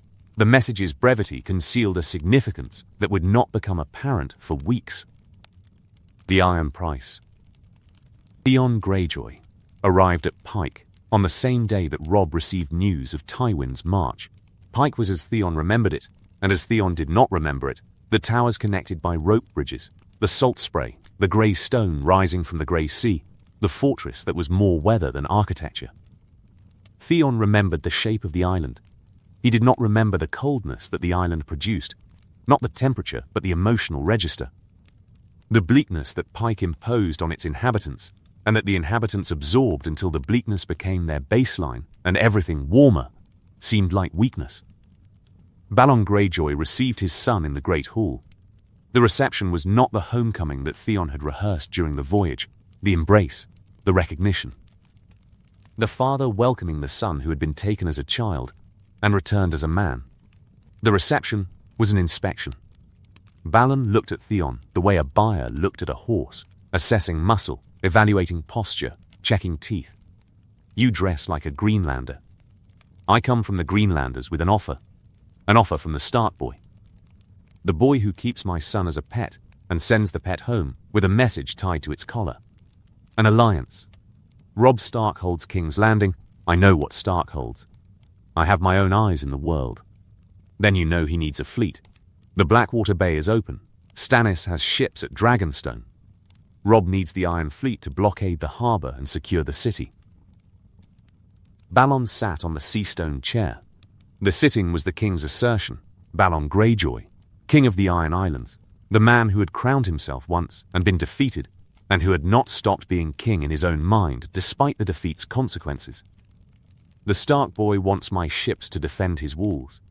In exchange for what he's always offered, independence, the Iron Islands, free and sovereign, allied with the North. Two kingdoms, independent, breaking the wheel that the Iron Throne has been grinding us under for 3 centuries. Your Stark boy offers me what I already have. I am the king of the Iron Islands. My crown does not require his permission. His offer would make it permanent. Recognized by the North, by the Riverlands. Recognized, Balon tasted the word and found it sour. The Ironborn do not seek recognition. The Ironborn take. We do not pay the gold price. We pay the iron price.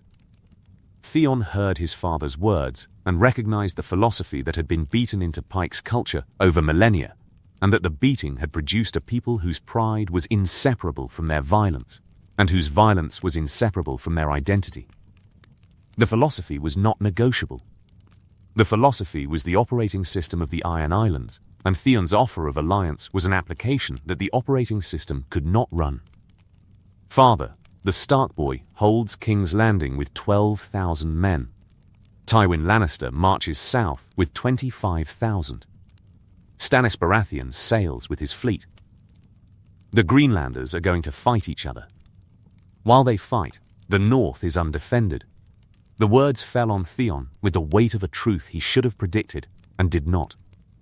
The argument that Catelyn had made at Riverrun, that sending Theon home removed the hostage's value, was proving its validity on Pike's stone floor. You're going to attack the North. I am going to take the North. While the young wolf plays at king in the south, his kingdom is empty. Winterfell, Deepwood Motte, Torrens Square, the coastline that the Starks left unguarded because the Starks are 2,000 miles from home fighting a war they've already won, and the winning's blindness is our opportunity. Robb is my friend. Robb is your captor.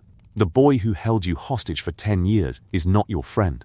He is the chain that you are too comfortable to feel. He trusted me. Then his trust was misplaced. The question, Theon, is simple.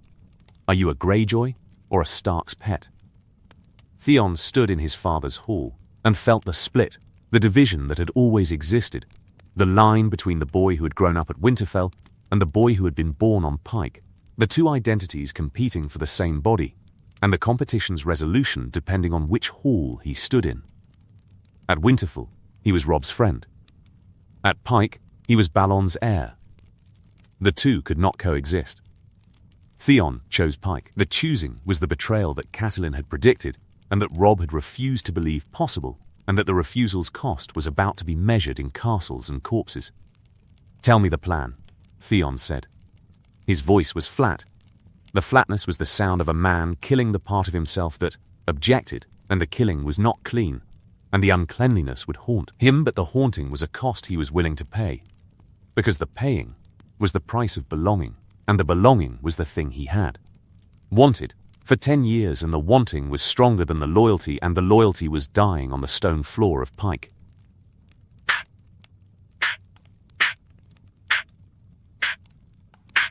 The Three Kings. The fleet appeared at dawn on the 11th day of Robb's occupation.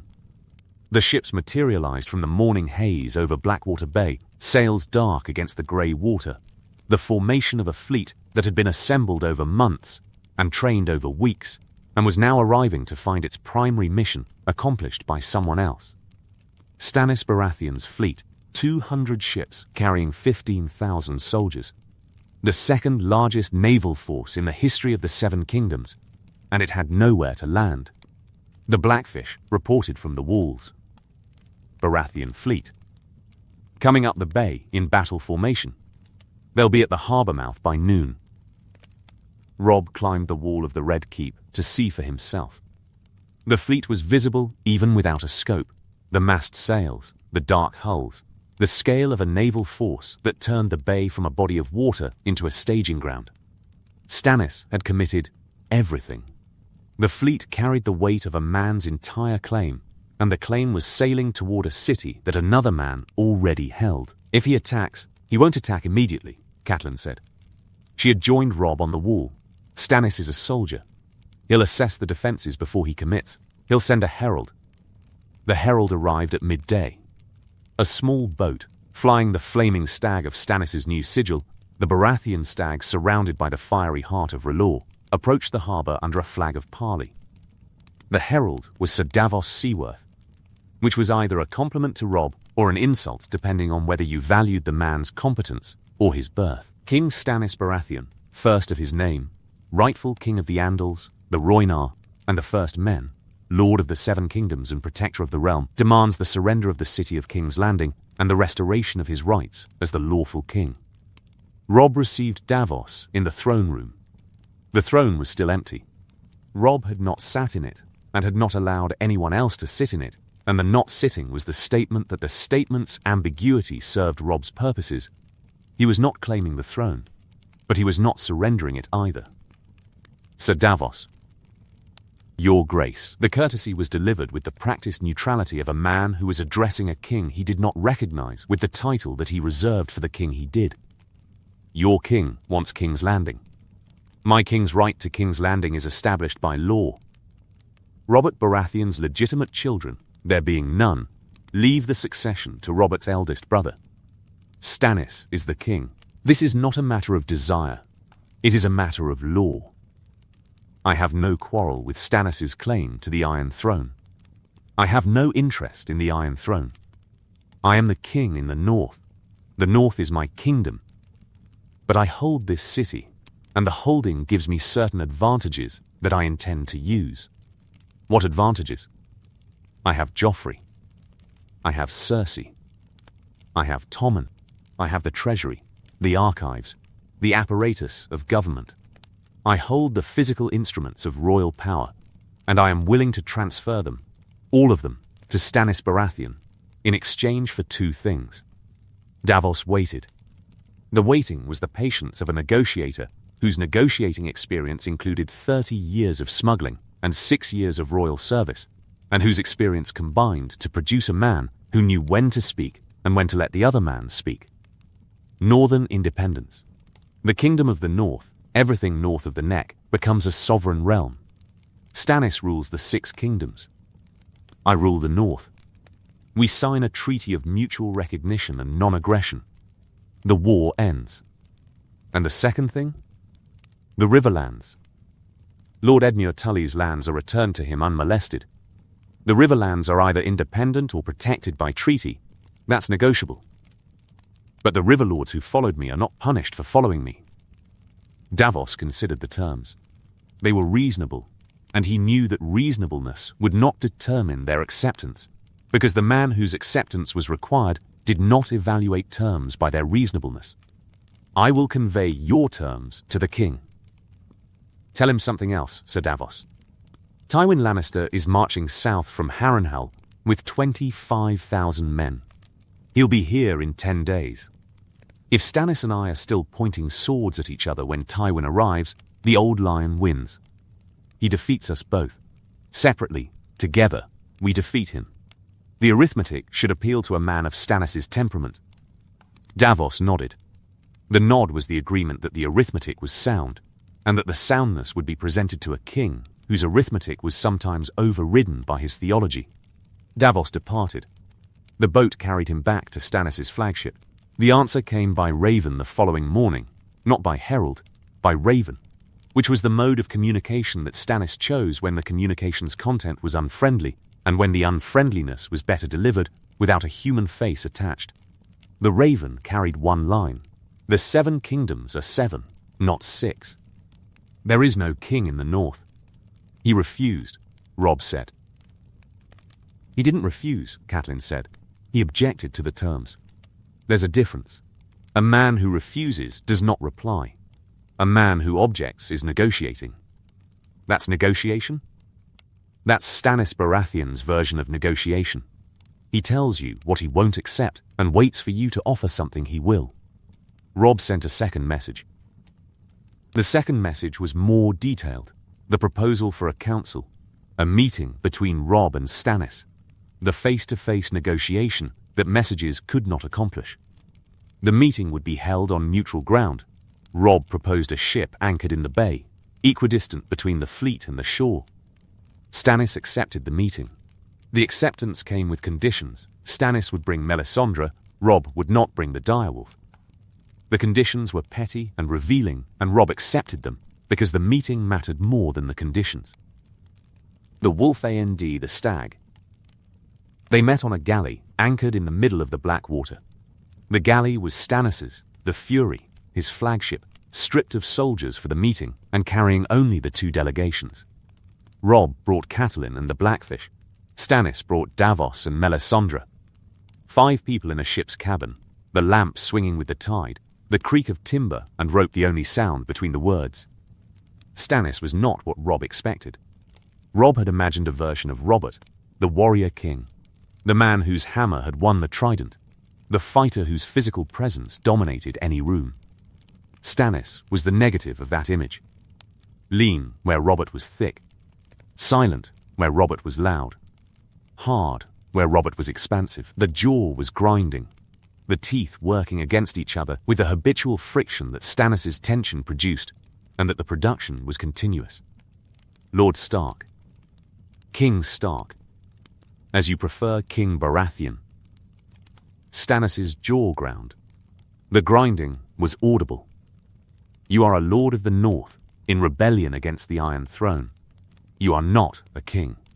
And yet I sit in the throne room, and you sit in a ship. The discrepancy between title and position is worth examining. Catelyn touched Robb's arm. The touch was the counsel, the mother's physical intervention, the warning that provocation was a tool with a short handle, and that the handle was about to hit him in the face. Your Grace, Catelyn said, addressing Stannis with the title that Stannis wanted, and that the giving cost nothing and bought goodwill. My son's proposal is not a challenge to your claim. My son does not want the Iron Throne. He wants the North. The North has been independent for 8,000 years before Aegon's conquest, and we are asking for the restoration of that independence. The conquest was 300 years ago. It is settled. Nothing is settled. Wars settle nothing permanently. Your brother's rebellion unsettled the Targaryen dynasty. This war unsettles your brothers. The settlement you propose, the 7 kingdoms under one king, is a settlement that must be maintained by force. And the maintaining is expensive when the alternative, a treaty, a recognition. A peace achieves the same stability without the cost. Stannis looked at Catelyn. The look was the assessment of a man who preferred military discussions to political ones, and who was being engaged on political terrain by a woman whose political skill exceeded his own, and whose exceeding was something he recognized without enjoying. I do not negotiate pieces of my kingdom away to children who played at war and won a single battle. 3 battles, Robb said. The Whispering Wood, the camps, King's Landing. Your Grace has won how many? The silence that followed was the silence of a cabin full of people who were aware that the question was rude and accurate, and that the accuracy was the problem. Davos spoke. Your Grace, if I may. Lord Stark, King Stark, if you prefer, holds the city. Lord Tywin marches south. We can debate titles and kingdoms and the nature of legitimate authority until Lord Tywin resolves the debate for us by defeating us both. Or we can reach an agreement that preserves our armies and our claims and our lives. What agreement? Stannis asked. A temporary alliance. We fight Tywin together. We negotiate the peace after. And who governs during the fighting? Whose orders do the soldiers follow? Yours, Robb said. The word cost him. The word was the concession that the concession's necessity demanded, the recognition that Stannis' cooperation required Stannis' authority, and that the authority was the price of the alliance. You command the combined forces. I command my northern army under your banner, for the duration of the battle against Tywin. And after? After, we negotiate. Independence, recognition, whatever settlement 2 exhausted armies can agree on when the fighting's over. Stannis considered. The consideration was the longest pause in the conversation, the time that Stannis' mind required to evaluate the proposal against his principles, and to identify the gap between the proposal and his principles, and to determine whether the gap was small enough to be tolerated. Melisandre spoke. The Lord of Light shows me a great battle, fire on the water, a lion broken, the stag triumphant with the wolf at his side, Davos added. The prophecy doesn't specify whether the wolf is an ally or a subject. The wolf is an ally, Robb said. 4. The battle. After the battle, the wolf goes home. Stannis ground his teeth. The grinding was the physical expression of a mind accepting something that the mind's principles rejected. The body processing the compromise that the intellect could not endorse, but that the situation demanded. Temporary alliance. You fight under my command. After Tywin is dealt with, we negotiate the terms of peace, including northern independence, including whatever terms the negotiation produces. I make no promises regarding independence. I promise only that we will negotiate. The negotiation may produce independence. It may not. That's what I offer. Take it or leave it and face Tywin alone. Robb took it. The taking was the young king's recognition that the perfect agreement was the enemy of the adequate agreement, and that the adequate agreement was all that the situation permitted. They shook hands. The handshake was not warm. The handshake was the mechanical contact of 2 men, whose alliance was the product of arithmetic rather than affection, and whose arithmetic said, together we survive, separately we don't. The Tyrells arrived 3 days before Tywin, not the Tyrell army. Mace Tyrell's host remained at Bitterbridge, 50,000 men waiting for direction, and whose direction depended on which side offered the better return on the Tyrells' investment. What arrived was a delegation. Sir Loras Tyrell, the Knight of Flowers, and behind Loras the woman whose presence was the delegation's actual content, Olenna Tyrell, the Queen of Thorns, riding in a wheelhouse that was nicer than most castles. We've come to discuss the future, Olenna announced upon arrival, as if the future were a commodity that the Tyrells controlled the market on, and the market's price was being set in King's Landing, and the setting required the Tyrells' presence. Robb met Olenna in the Hand's Tower. The meeting was private. Robb, Catelyn, Olenna, and Loras. 4 people in a room whose history included more consequential conversations than any other room in the 7 Kingdoms. You hold the city, Olenna began. Stannis holds the bay. Tywin holds the road from the west. 3 kings, 3 armies, 1 city. It's a children's game. The kind of game where the children start fighting, and someone's mother has to sort it out. I'm the mother. You're not my mother, Robb said. No, dear. Your mother is right there, and she's doing an admirable job of keeping you alive despite your best efforts. I am the mother of the realm's largest army, which amounts to the same thing. Lady Olenna's position is clear, Catelyn said. The Tyrells will support whoever offers the best alliance. What are you offering, my lady? I'm not offering. I'm shopping. Tywin has made his bid. Joffrey marries Margaery. But Joffrey is your prisoner, which makes Tywin's offer contingent on a victory he hasn't won. Stannis has made no bid, because Stannis doesn't bid. Stannis demands and expects compliance, and wonders why people don't love him. And me? You, dear boy, are the interesting one. You hold the city. You have Joffrey and Tommen and Cersei. You control the political chessboard. But you're running out of food, your army is small, and Tywin Lannister wants to kill you. You need 50,000 men. I have 50,000 men. At what price? Margaery. The name hung in the air. The hanging was the weight of the proposal. The Tyrell's eldest daughter. The woman who had been queen to Renly Baratheon for 3 months before Renly died, and whose widowhood was an asset rather than a liability, because the widowhood came with experience and connections and the ability to be queen to someone else. I'm promised to a Frey, Robb said. Yes, I've heard about your Frey arrangement, a bridge toll paid in marriage. Very romantic. But the Frey girl brings you a bridge. Margaery brings you an army. The mathematics are unflattering to the Freys, but mathematics rarely flatter anyone. Breaking a betrothal to a Frey. Walder Frey will be furious. Walder Frey is always furious. The question is whether Walder Frey's fury is more dangerous than Tywin Lannister's army, and I think we both know the answer. Catelyn intervened. My lady, the Frey alliance was sworn in good faith. My son gave his word. Your son gave his word to cross a bridge. Your son now sits in the Red Keep of King's Landing, which has several bridges. Your son's word was the price of a military convenience that has been superseded by events. The Freys will be compensated. A lordship, a marriage to a lesser family, gold. Walder Frey's price has always been measured in coin and status, and both can be provided. Robb looked at his mother. The look was the question. The son asking the mother whether the mother's counsel matched the mother's principles and whether the principles were flexible enough to accommodate the situation's demands. Catelyn's face was the face of a woman whose principles said honor the pledge and whose judgment said take the army.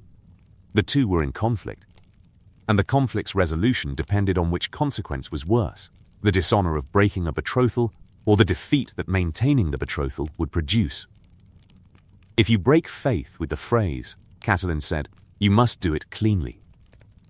Compensation, apology, a substitute match, Edmure, perhaps. Offer Lord Walder a marriage to the Lord Paramount of the Riverlands in exchange for the loss of the king in the north. Edmure will agree to that? Edmure will agree because the alternative is losing the war, and because the Frey girls are not as unpleasant as the Frey reputation suggests. Robb turned back to Olenna. If I marry Margaery, the Tyrell army marches for King's Landing? The Tyrell army marches the day the betrothal is announced. Mace will have his men on the Rose Road within the week. They'll arrive before Tywin if Mace doesn't stop to admire himself in every pond along the way. And Stannis? I have an alliance with Stannis. Stannis has an alliance with you. The Tyrells have no quarrel with Stannis. We have no quarrel with anyone who's winning.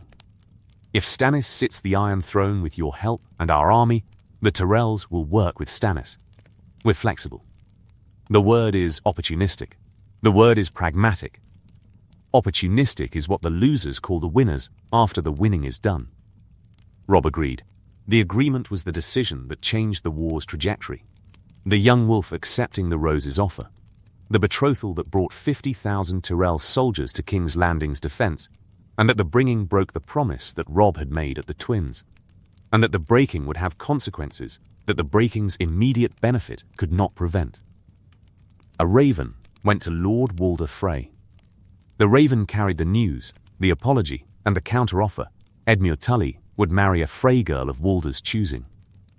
The Freys would receive a lordship in the Riverlands, a substantial one, carved from the holdings of lords who had supported the Lannisters. The compensation was generous. The compensation was insufficient. But Robb did not know that yet. So, the Kraken's teeth. So, the Raven from Winterfell arrived on the same day that the Tyrell army departed Bitterbridge. The Raven was from Maester Luwin. The message was 3 lines. Winterfell has fallen. Theon Greyjoy has taken the castle. Ironborn raiders hold the western coast from Deepwood Motte to Torrens Square. Robb read the message in the Hand's Tower. He read it twice. He set the message down and sat motionless and said nothing. The nothing was not composure. The nothing was the collapse of speech, the mind's refusal to produce words because the words available were insufficient for the magnitude of what the message described. Robb, Catelyn's voice. He took Winterfell. Robb's voice was flat. The flatness was the sound of a man processing a betrayal whose depth exceeded the capacity that the man's experience had built for processing betrayals. Robb had been betrayed before, by Cersei, by the Lannisters, by the political order that had killed his father. Those betrayals were the actions of enemies. This betrayal was the action of a friend. The difference was the distance between a wound and a violation. Theon? Theon took Winterfell. Theon, who I sent to bring ships. Theon, who I trusted. Theon, who sat at our table and ate our food and trained in our yard and... Robb stopped. The anger arrived, the wave that followed the numbness, the fury that the flat voice had been containing. Bran, Catelyn said. The name was the whisper, the mother's fear compressed into a single syllable. Rickon. Robb read the message again. Maester Luwin's message did not mention Bran or Rickon. The not mentioning was either an omission or a mercy or the simple consequence of a maester composing a message under duress and prioritizing information by military relevance. We don't know about the boys. Luwin doesn't say. Then we must assume they're alive. We must assume Theon is holding them as hostages. We must assume nothing. Robb stood. His body needed to move because the stillness was producing a pressure that the body could not contain. I should march north. Right now. Leave the city. Leave Stannis. Leave the Tyrells. Leave all of it. March home and take back Winterfell and put Theon's head on a spike. If you march north, Tywin takes King's Landing. Stannis takes King's Landing. Or they fight each other for King's Landing, and whoever wins comes north to finish you. Everything you've won, the city, the prisoners, the alliance, is lost. Winterfell is my home. King's Landing is your leverage. Without it, you have no bargaining position. Without it, you are a northern lord running home to defend a castle. With it, you are a king who holds the capital and dictates terms. My brothers are in that castle. Your kingdom is in this one. The argument between mother and son lasted an hour. The argument was the collision of 2 equally valid imperatives, the personal and the political, the brother's duty and the king's duty, the home and the throne. Catelyn argued for staying. Not because Catelyn valued the throne above her sons, but because Catelyn's analysis said that staying in King's Landing was the only path that eventually led to Winterfell's recovery. Marching north meant losing the south. Losing the south meant losing the war. Losing the war meant never recovering Winterfell at all. Robb accepted the logic. The acceptance cost him everything it cost. The brother choosing the king, the son choosing the strategy, the personal sacrifice that political leadership demanded, and that the demanding was the tax that crowns imposed on the men who wore them. Send Roose Bolton north, Robb said. Bolton's forces are on the Trident. He can march to Moat Cailin and block the neck. Send ravens to the northern lords, the Manderleys, the Glovers, whoever can raise men. Tell them to retake the coast and contain the Ironborn. Bolton to contain the Ironborn? Bolton to hold the neck. The northern lords to handle the Ironborn. We deal with Tywin first, then Stannis. Then we go home. A second raven arrived 3 days later. This raven was from a different source. A northern lord whose name the chronicles preserved as a minor participant, and whose minor participation included the transmission of the worst news that Robb would ever receive. Theon Greyjoy has executed Bran and Rickon Stark. Their bodies were displayed on the walls of Winterfell. The message was wrong. The bodies were not Bran and Rickon.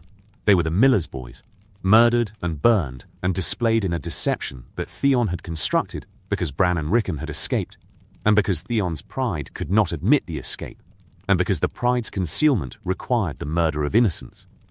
But Robb did not know this. Robb knew only what the message said. And what the message said was that his brothers were dead. The sound that Robb made when he read the message was not a sound that the men outside the chamber could identify. The sound was not a scream, and not a sob, and not a word. The sound was the noise that grief produced when grief exceeded the mechanisms that language provided for its expression. The raw vocalization of a pain that had no shape and no boundaries and no name. Catelyn collapsed. The collapse was not dramatic. There was no falling, no visible break. Catelyn simply stopped standing and found herself on the floor and did not remember the transition between the two positions, the body surrendering to information that the mind could not bear while vertical. "My boys," Catelyn said. "My boys." The room was quiet after that. The quiet was the space that grief required, the emptiness that surrounded the loss, and that the loss's magnitude demanded because the magnitude was too large for a room that contained furniture and people and the ordinary appurtenances of living. Robb sat beside his mother on the floor. The king in the north, the young wolf, the conqueror of King's Landing, sat on the cold stone floor of the Hand's Tower and held his mother's hand and said nothing, because nothing was the only thing left to say. The old lion at the gates, ooh, ooh, ooh. Tywin Lannister arrived at King's Landing on a morning when the smoke from the city's cooking fires merged with the fog from the river and produced a haze that blurred the walls and the towers into a grey mass that looked, from a distance, like a storm cloud settled on the ground. 25,000 men. The army stretched along the Gold Road from the horizon to the city's western approaches, the column's length measured in miles, and the column's composition measured in the steel and discipline that Tywin's command produced. Lannister infantry, Clegane men at arms, Crownland's cavalry that had rallied to Tywin during the march. The army that should have defended King's Landing was now arrayed before its walls as an attacker. Tywin surveyed the defences from a hill west of the city. The old lion, armoured, mounted, his face carrying the expression that Tywin's face always carried, which was no expression at all, looked at the walls he had helped to govern for 3 decades and assessed the walls as an obstacle. "They've reinforced the western gates," Kevin observed. "The gold cloaks who survived the assault are defending alongside the northern troops. And, look there." Kevin pointed toward the harbour. Stannis' fleet sat in the Blackwater Bay, the ships arrayed in a defensive pattern that covered the harbour mouth and the seaward approaches. The fleet was not attacking the city. The fleet was protecting it. "The wolf and the stag are allied," Tywin said. "It appears so." "Then we are fighting both. We are fighting both with no naval support, no supply base within 100 miles, and an army that has been marching for 2 weeks. My lord, I counsel negotiation. Negotiation requires leverage. What leverage do I have? Your grandson. They hold Joffrey. They hold Cersei. They hold Tommen. Your leverage is the desire of the realm for stability, the fear that killing the king will produce chaos. The realm has already produced chaos. Chaos is what I am standing in." Tywin's calculation was running. The calculation included variables that Kevin did not have access to, the raven from Highgarden that had not been answered. The silence from the Tyrells that was either deliberation or refusal.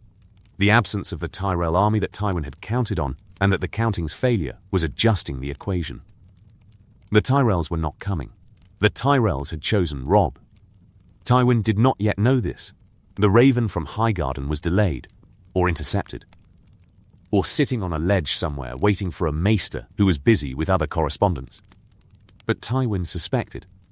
Tywin suspected because the Tyrell's silence was the silence of people who were talking to someone else, and the someone else was the man inside the walls. "We assault tomorrow," Tywin said. Against fortified walls with a combined garrison of, we assault tomorrow. The alternative is a siege, and a siege gives Stark time to consolidate his alliance and bring reinforcements. We hit the western wall, the Gold Gate and the Lion Gate. The northern walls are too well defended.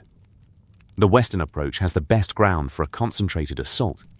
The wildfire is inside the city, not on the walls. The wildfire is a naval defense. The land approach is conventional. Walls, gates, defenders, I have taken walls before. Kevin did not argue. Kevin assembled the assault formations, 3 columns, each of 5,000 men, with the remaining 10,000 in reserve. The assault would hit 3 points simultaneously, overwhelming the defenders with numbers that the numbers concentration produced. That night, Tywin wrote a letter. The letter was not to Robb or Stannis. The letter was to Tyrion, his son, the dwarf, the prisoner inside the walls, who was also the Lannister most likely to survive whatever came next. The letter read, "If the city falls, protect the children. The Lannister legacy does not end with me. It ends with you. Do not fail." Tywin sealed the letter and gave it to a runner who would attempt to enter the city through the sewer tunnels that Tywin knew existed, because Tywin had been the one who had expanded them 30 years earlier during his tenure as Hand of the King.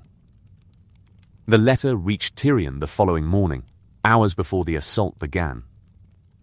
The Battle of the Blackwater. The battle began at dawn and lasted until dark. Tywin's assault hit the western walls with the force of 25,000 men compressed into a frontage of 600 yards. The compression was deliberate. The concentration of force at a single point. The overwhelming of the defense through sheer mass. The Lannister soldiers carried ladders and rams and grapnels, the siege equipment that Tywin had ordered constructed during the march, and that the construction's quality was inferior to purpose-built equipment, but whose inferiority was compensated by quantity. The first wave died on the walls. The defenders, northern soldiers supplemented by gold cloaks and Stannis' marines, landed from the fleet the previous night, poured arrows and stones and boiling oil onto the attackers. The killing was efficient and horrible, and the efficiency did not prevent the dying, and the dying did not prevent the attack.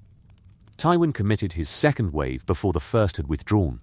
The overlap was deliberate, the pressure continuous, the defenders given no respite between assaults. The second wave brought the rams against the Gold Gate, the iron shod timbers hitting the iron-bound oak with blows that could be heard across the city. The gate shuddered. The gate held. The gate's holding was temporary.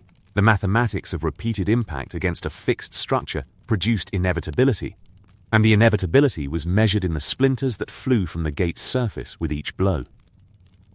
Robb commanded the defense from the wall above the Gold Gate. The young wolf was visible, deliberately, intentionally, the commander's presence on the threatened point serving the dual purpose of leadership and targeting. The Lannister archers aimed at him. The arrows came close. One struck the stone a foot from his head. Another passed between him and the Griachin. Robb did not flinch. The not flinching was the young king's combat discipline. The behavior that the soldiers around him needed to see, and that the seeing produced the courage that the soldiers needed to feel. Grey wind was below, in the streets behind the gate. The wolf could not fight on the wall. The wolf's gifts were speed and force, not the static defense that wall fighting required. Grey wind waited with the reserve force, the contingent that would plug the breach if the gate fell, and the waiting was the wolf's private misery, because the wolf could hear the fighting and could not reach it. The gate held for 4 hours, 4 hours of continuous pounding, the rams replaced as they splintered, the ramming crews replaced as they died. The cycles of destruction and replacement that siege warfare produced in both the equipment and the men who operated it. At the 5th hour, the gate cracked. The crack was a vertical split down the center of the oak. A fissure that the next ram blow widened, and the blow after that widened further, and the blows after that turned into a hole, and the hole became a breach, and the breach became the opening through which the Lannister army poured. Hold. Robb's voice from the wall. Hold the breach. The fighting at the Gold Gate was the most intense combat of the war. Northern soldiers and Lannister soldiers met in the narrow space of the breached gate and fought with the close-quarters ferocity that confined spaces produced.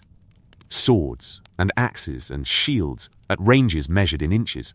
The pressing mass of bodies on both sides compressing the fighters until the compression itself became a weapon, and men died from being crushed as much as from being cut. Grey wind hit the breach from the inside. The direwolf crashed into the Lannister soldiers pouring through the gap with the force of a battering ram made of muscle and teeth. The wolf's impact was not military in any conventional sense. It was terror.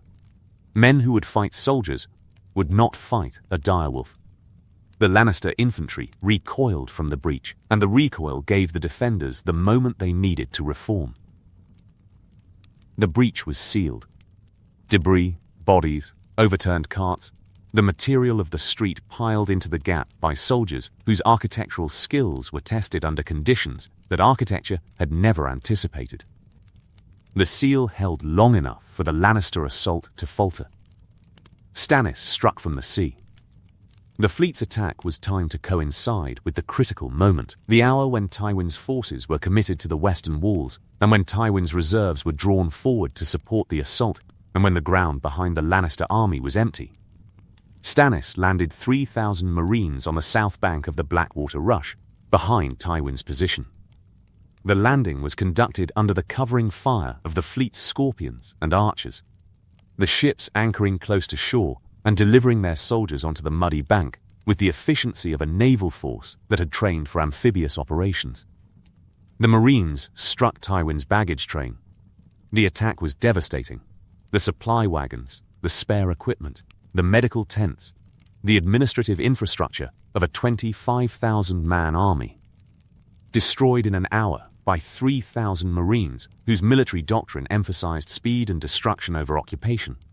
Tywin's army was caught between the city walls in front and Stannis' Marines behind. The position was not yet critical. Tywin's reserves could deal with the Marines, but the position demanded a choice: continue the assault on the walls or turn to face the threat in the rear. The choice was a trap. Either option required abandoning the other. Tywin chose to turn. The decision was the old line's assessment. The walls could be assaulted again. The supply train, once lost, could not be recovered. Tywin pulled his assault columns back from the walls and reoriented his army to face south, toward the river, towards Stannis' landing force. The wildfire was deployed from the walls during the retreat. The jars, thrown by the defenders, launched from the wall, mounted catapults that the Blackfish had positioned, arced over the retreating Lannister army, and shattered on the ground among the closely packed formations. The green substance ignited on contact with air, and the ignition produced fire that water could not extinguish, and that armor could not deflect, and that the fire's victims could not escape. The wildfire burned through Tywin's rearguard. 300 men died in the first minute, burned, consumed by the green flames that clung to metal and flesh and stone, and that burned through everything they touched. The fires spread. Soldiers caught in the wildfire's radius ran anywhere, ran into their comrades, ran into the Blackwater, ran with the fire still clinging to their bodies and the running spreading the fire to everything they touched. The rout began. An army's collapse was not a gradual process. It was a phase transition, the sudden change from solid to liquid. The moment when the collective will that held 25,000 men together dissolved, and the dissolution produced chaos, and the chaos produced running, and the running produced death. Tywin's army broke.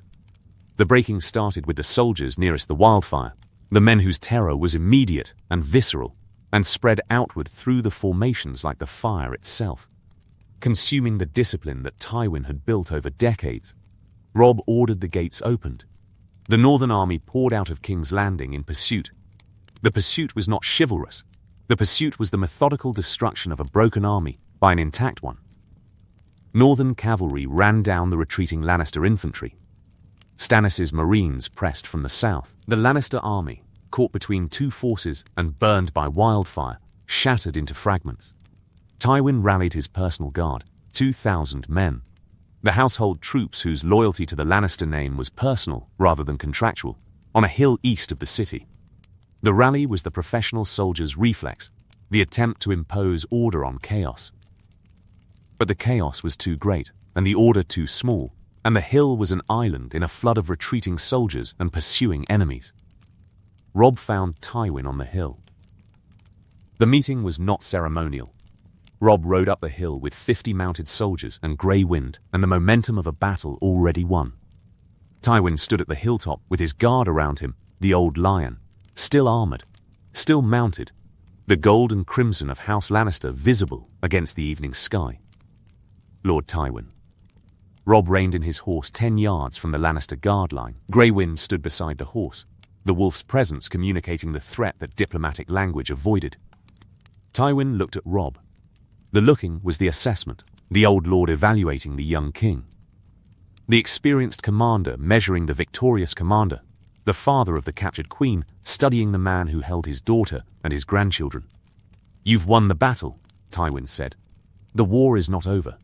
The war is over if you surrender. Your army is broken. Your fleet is non-existent.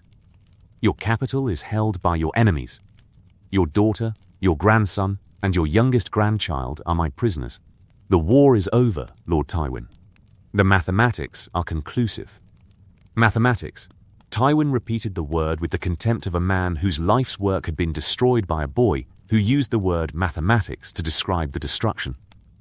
"You've won through treachery and timing. You tricked me with a feint.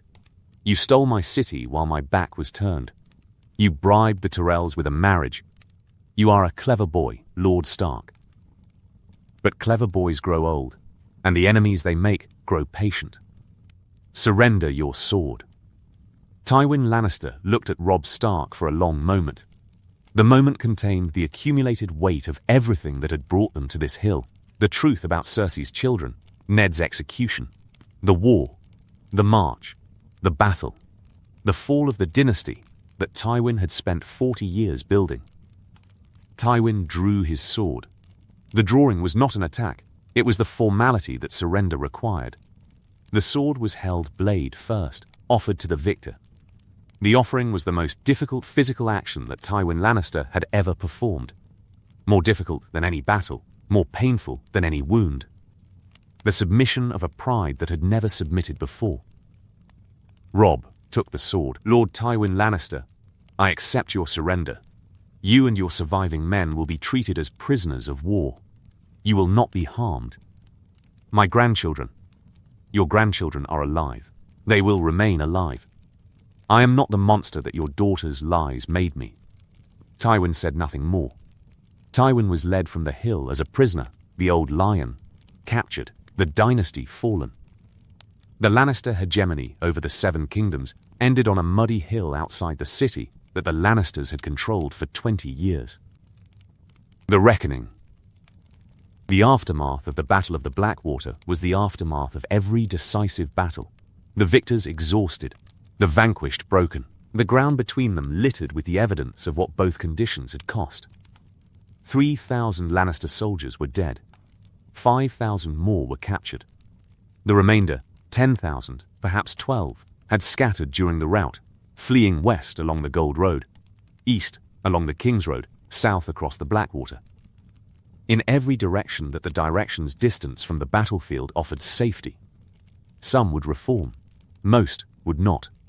The Lannister army, as an organized military force, had ceased to exist. Robb's losses were lighter, but not insignificant. 600 dead, 1,200 wounded. Stannis' Marines had suffered worse. 400 dead from the 3,000 landed, the casualty rate that amphibious assaults against prepared positions always produced. The alliance held. The holding was fragile. Stannis and Robb had fought together against a common enemy, and the common enemy's defeat removed the adhesive that had bound the alliance together. With Tywin captured, the question of who ruled what returned with the urgency that the battle had temporarily suspended. Stannis entered King's Landing the day after the battle. The entry was through the harbour, the fleet docking at the quays, the Marines landing on the wharves, Stannis himself walking from the flagship to the shore with the deliberate stride of a man who was entering his capital, and whose entering was the assertion of a right that the entering's physical act was designed to establish. Robb met Stannis at the Iron Gate. "Your Grace, Lord Stark." The titles were the negotiation's first salvo, Stannis refusing to call Robb king, Robb refusing to correct him. The mutual refusal was the space in which the peace would be built or broken. "The city is yours," Robb said. The words surprised Stannis.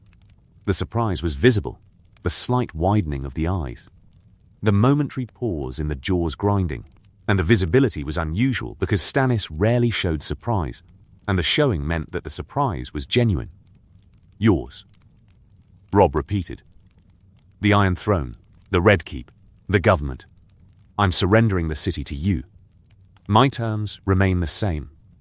Northern independence, Riverlands protection, and Sansa's safe return to Winterfell. Northern independence is non-negotiable. I hold your predecessor's family as prisoners. I hold the Lannister treasury. I hold 50,000 Tyrell soldiers who are marching to reinforce me. They'll be here within the week. I can give you the throne, or I can deny it. The price of the giving is 2 words. Northern independence." Stannis ground his teeth, a man whose principles were being tested by a pragmatism that the principles could not accommodate. And the refusal to accommodate was becoming increasingly expensive. The precedent was set 300 years ago when Torrhen Stark bent the knee to Aegon the Conqueror. The bending was not voluntary, it was the response to 3 dragons. "You have no dragons, Your Grace, and the North does not kneel without them." Davos spoke from behind Stannis. "Your Grace, the Stark terms are hard but not unreasonable. A kingdom of 6 is better than a kingdom of none. And the alternative is I fight the boy for a throne I've already won. The alternative is you fight the boy and his Tyrell allies and his northern army and his uncle's river lords for a throne you haven't sat on yet. A throne that is, at this moment, right there." Davos pointed down the avenue, toward the Red Keep, toward the throne room. "Right there, Your Grace. If you agree to 2 words." Stannis looked at the Red Keep. The keep sat on Aegon's hill in the afternoon light, the red stones glowing, the towers casting long shadows across the city that Stannis had spent his entire adult life claiming, and that the claiming's final step was the agreement to a concession that violated every principle that had sustained the claim. "Northern independence," Stannis said. The words came out like a man spitting poison.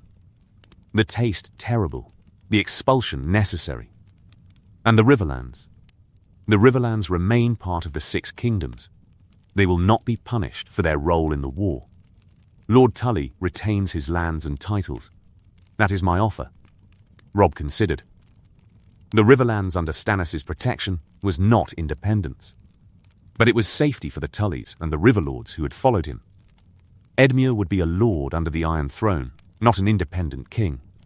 But Edmure would be alive and landed and protected by treaty. Accepted, the handshake was witnessed by Davos and Catelyn and the Blackfish and 200 soldiers from both armies. The handshake was not warm. The handshake was the transaction, the exchange of kingdoms, the rewriting of a political map that had been stable for 3 centuries, the creation of a new order whose stability would be determined by the men who had created it, and whose men's mortality meant the new order was as fragile as the lives of the men who maintained it. Stannis Baratheon entered the throne room of the Red Keep and sat the Iron Throne for the first time. The sitting was not triumphant.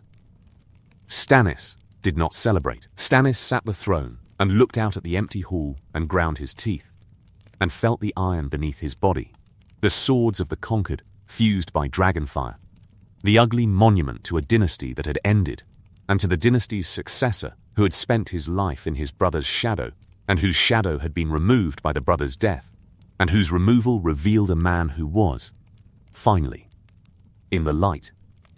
It was not a comfortable chair.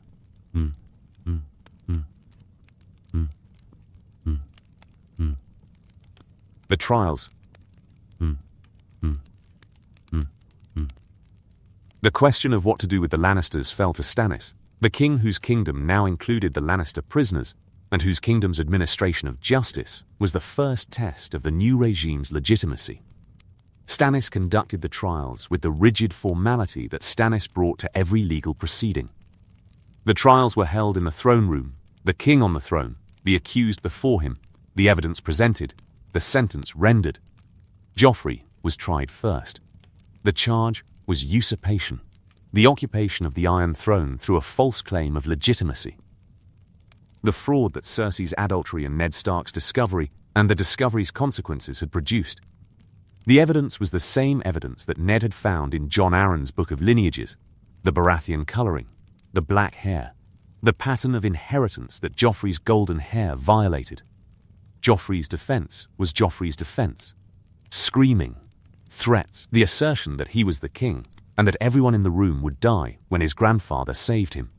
His grandfather was in a cell 2 floors below. The defence was not persuasive. Stannis sentenced Joffrey to the wall. The sentence was the compromise. Death was warranted by the usurpation, but death created a martyr. And Stannis was not a man who created problems he would then have to solve. The wall removed Joffrey from the succession, from the political landscape, from the 7 kingdoms entirely. The wall was exile disguised as service.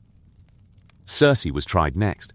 The charges were treason, adultery, and conspiracy to commit murder. The murder of Jon Arryn, whose investigation into the children's parentage had been the original threat that Cersei had responded to.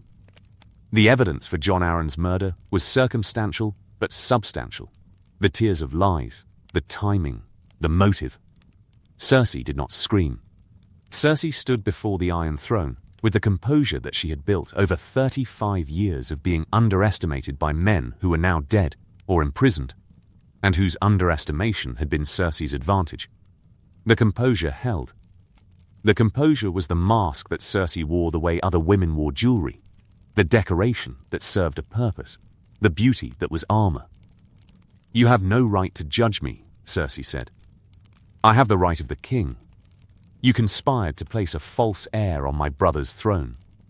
The conspiracy is treason. The penalty for treason is death. Then kill me and prove what everyone already believes, that Stannis Baratheon is a butcher who kills women for the crime of loving the wrong man. Loving the wrong man is not the charge. Defrauding the realm is the charge. Stealing the succession is the charge. I stole nothing. I survived. Every breath I took in Robert's bed was survival. Every child I bore was survival. Every lie I told was the lie that the lie's absence would have killed me for telling." Stannis sentenced Cersei to imprisonment. Not death. Imprisonment in a tower in the Stormlands, under guard, for the remainder of her life. The sentence was the justice that Stannis believed the law required, and that the law's requirement was softened by the political calculation that executing the mother of 3 children produced complications that imprisonment avoided. Tywin was tried last. The Lord of Casterly Rock stood before the Iron Throne and said nothing. Tywin's silence was not the silence of a man without words. It was the silence of a man whose words were no longer the currency of the realm, and whose currency's devaluation rendered speech pointless. Tywin had governed Westeros through language, through commands, threats, promises, negotiations. The governance was over. The language was bankrupt. "Lord Tywin," Stannis said, "you raised an army against the crown. You marched on the capital. You conducted a war that killed thousands. The penalty for treason is death. Then I am dead. You are not dead yet. You are being sentenced. The distinction is a formality. Sentence me." Proceed. Stannis sentenced Tywin to death. The sentence was delivered without emotion. The king pronouncing the law's verdict on the law's violator, the system processing its inputs and producing its outputs. Robb, watching from the gallery, felt the sentence's weight. The weight was not sympathy. Tywin had ordered the execution of Ned Stark, had funded the war that killed thousands, had spent decades building a dynasty on the ruin of anyone who opposed it. The weight was the recognition that the sentence was real, that the man who had been the most powerful lord in Westeros for 40 years was going to die, and that the dying was the direct consequence of the chain of events that had begun with Ned Stark opening a book of lineages. Tywin was executed the following morning. The execution was not public. Stannis refused the spectacle. The execution was conducted in the courtyard of the Red Keep, attended by the king and a small number of witnesses. The method was the sword. The executioner was the king's headsman, not Stannis himself, Ned's principle of the man who passes the sentence swinging the sword was the Stark way, not the Baratheon way. Tyrion was in the crowd. The dwarf watched his father's execution from across the courtyard with the face of a man whose emotions were so complex and so contradictory that the face could not produce any single expression to contain them. Grief, relief, loss, liberation. The death of the father who had despised him. The death that Tyrion had sometimes wanted, and that the wanting's fulfillment produced not satisfaction, but a vast, cold emptiness. After the execution, Tyrion was released. Stannis' judgment, the pragmatic calculation that a man whose intelligence was Tyrion's, and whose Lannister connections were Tyrion's, was more useful free than imprisoned, produced the pardon that Tyrion received with the complicated gratitude of a man who owed his life to the king who had killed his father. Lord Tyrion, you are free to return to Casterly Rock.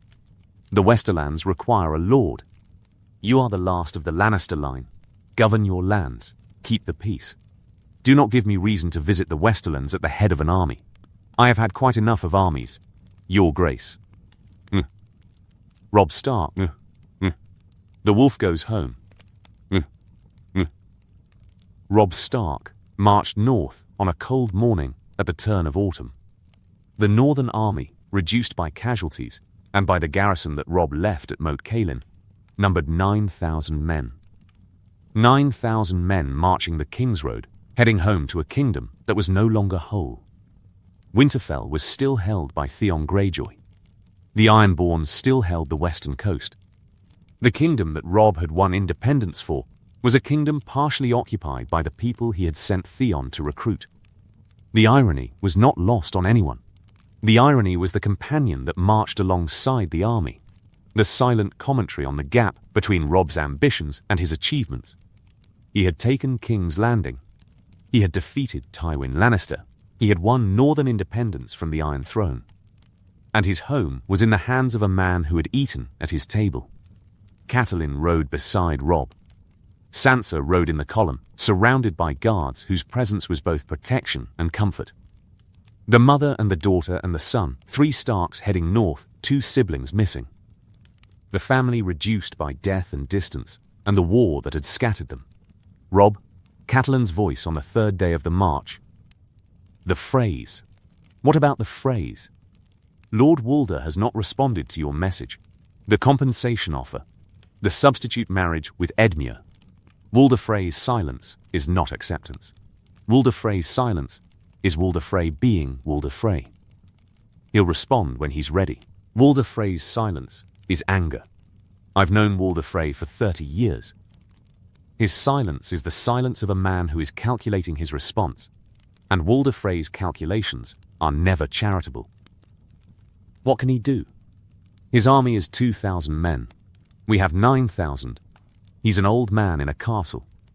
He can refuse to open the Twins and will cross at the Ruby Ford instead. He can refuse to open the Twins, which means our supply line from the south is cut. He can close the bridge to trade, which means the Riverlands are isolated from the north. He can offer his services to whoever pays the highest price, and the highest bidder right now is anyone who wants to make trouble for the Starks. You think Walder Frey would betray us? I think Walder Frey would betray anyone who broke faith with him. And you broke faith. Robb heard his mother's words and felt the weight of the decision, the choice to marry Margaery instead of a Frey. The choice that had won the war, and that the winning's cost was now presenting itself. The Tyrell alliance had been worth the Frey insult. The arithmetic said so. But arithmetic did not account for pride, and Walder Frey's pride was the pride of a man who had been mocked and dismissed and condescended to for 90 years, and whose 90 years of accumulated insult had produced a reservoir of resentment that a single broken promise could overflow. The army reached the neck. The Twins were ahead, the bridge that Robb needed to cross, the choke point that Walder Frey controlled, the toll gate that had started this entire entanglement. The gates were closed. Robb sent a herald. The herald returned with a message from Lord Walder. The king in the north may cross the bridge when the king in the north learns to keep his promises. He's closed the Twins, Robb said. I told you. We'll go round. We'll cross at the Ruby Ford and march north through the Eastern Road. That's 2 weeks of additional marching. 2 weeks during which Winterfell remains in Ironborn hands. 2 weeks during which... I know what 2 weeks means, Mother. They marched east. The army crossed the Green Fork at the Ruby Ford, the ford where Rhaegar had died, the ford where Robert's hammer had ended the Targaryen dynasty, the ford whose historical significance was not relevant to the soldiers whose boots were getting wet, but whose wetness was less inconvenient than Walder Frey's closed gates. The march north was long. The King's Road through the Neck was swampland and narrow causeway, the road that Moat Cailin guarded, and that the guarding was now in Bolton's hands, and whose hands were opening to let the king pass, and whose opening required Robb's trust, and whose trust was the currency that the campaign's successes and betrayals had not yet exhausted. Bolton met Robb at Moat Cailin. The Leech Lord, the name that Bolton's soldiers whispered behind their lord's back, was standing at the causeway's northern end with his banners and his men and his expression, which was the absence of expression that Bolton's face always presented. Your Grace. Lord Bolton. Report. The Ironborn hold the western coast from Deepwood Motte to Torrens Square. Theon Greyjoy holds Winterfell with 300 men. The castle is intact. The residents are contained, alive. The Ironborn have been harsh but not catastrophic. The women have been insulted. The stores have been plundered. But the castle stands, and the people live. And my brothers? Bolton's face produced nothing. The nothing was the mask that Bolton wore habitually, the absence that concealed whatever Bolton's thoughts produced, and whose concealment was so complete that the concealment itself was the information. A man who hid his thoughts this thoroughly had thoughts worth hiding. The reports say they are dead, Your Grace. Executed by Theon Greyjoy. Displayed on the walls. You believe the reports. I believe reports when they come from multiple sources. These reports come from one source, Theon Greyjoy, who has reason to lie and the character to do so. Robb looked at Bolton, the gaze of a man whose trust had been recently and catastrophically misplaced. With Theon, with the phrase, and whose judgment of Bolton's trustworthiness was informed by the burned fingers that misplaced trust had produced. March with me to Winterfell, Robb said. We take the castle. We take Theon. And we find out the truth about my brothers. The march to Winterfell was the march home. The King's Road north of the Neck, the road that Robb had ridden south a lifetime ago, the road that his father had ridden south to his death, stretched through forests and farmland, and the slowly deepening cold that the north imposed on everything that entered it. The cold was not punishment. The cold was welcome. The cold was the temperature that told Robb he was returning to the place that his blood was built for. They reached Winterfell on a morning when the first snow of autumn was falling. The wolf comes home. Winterfell's walls were unchanged. The granite towers, the ancient battlements, the keep that the Starks had built 8,000 years ago and that the building's descendants had maintained through every century since, all standing, all intact, the Kraken banners on the towers the only evidence that the castle's occupants were not the castle's owners. Robb arrayed his army before the walls, 9,000 men against Theon's 300. The arithmetic was not in Theon's favor. The arithmetic had never been in Theon's favor. The taking of Winterfell had been accomplished through surprise and the skeleton garrison that Robb had left behind, not through military superiority. Robb sent a herald to the gates. The herald carried simple terms: surrender the castle, release the prisoners, and face the king's judgment. Theon appeared on the walls.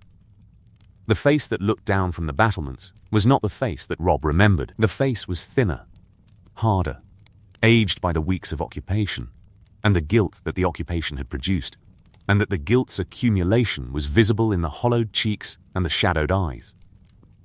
Theon had taken Winterfell as a conqueror. Theon was holding Winterfell as a prisoner, imprisoned by his own decision, trapped by the consequences of a choice whose consequences had exceeded the choice's ambition. Robb, Theon's voice carried down from the wall. The voice did not use the title, not king, not your grace, just the name, the familiarity that the relationship had once justified and that the relationship's betrayal had not yet fully severed.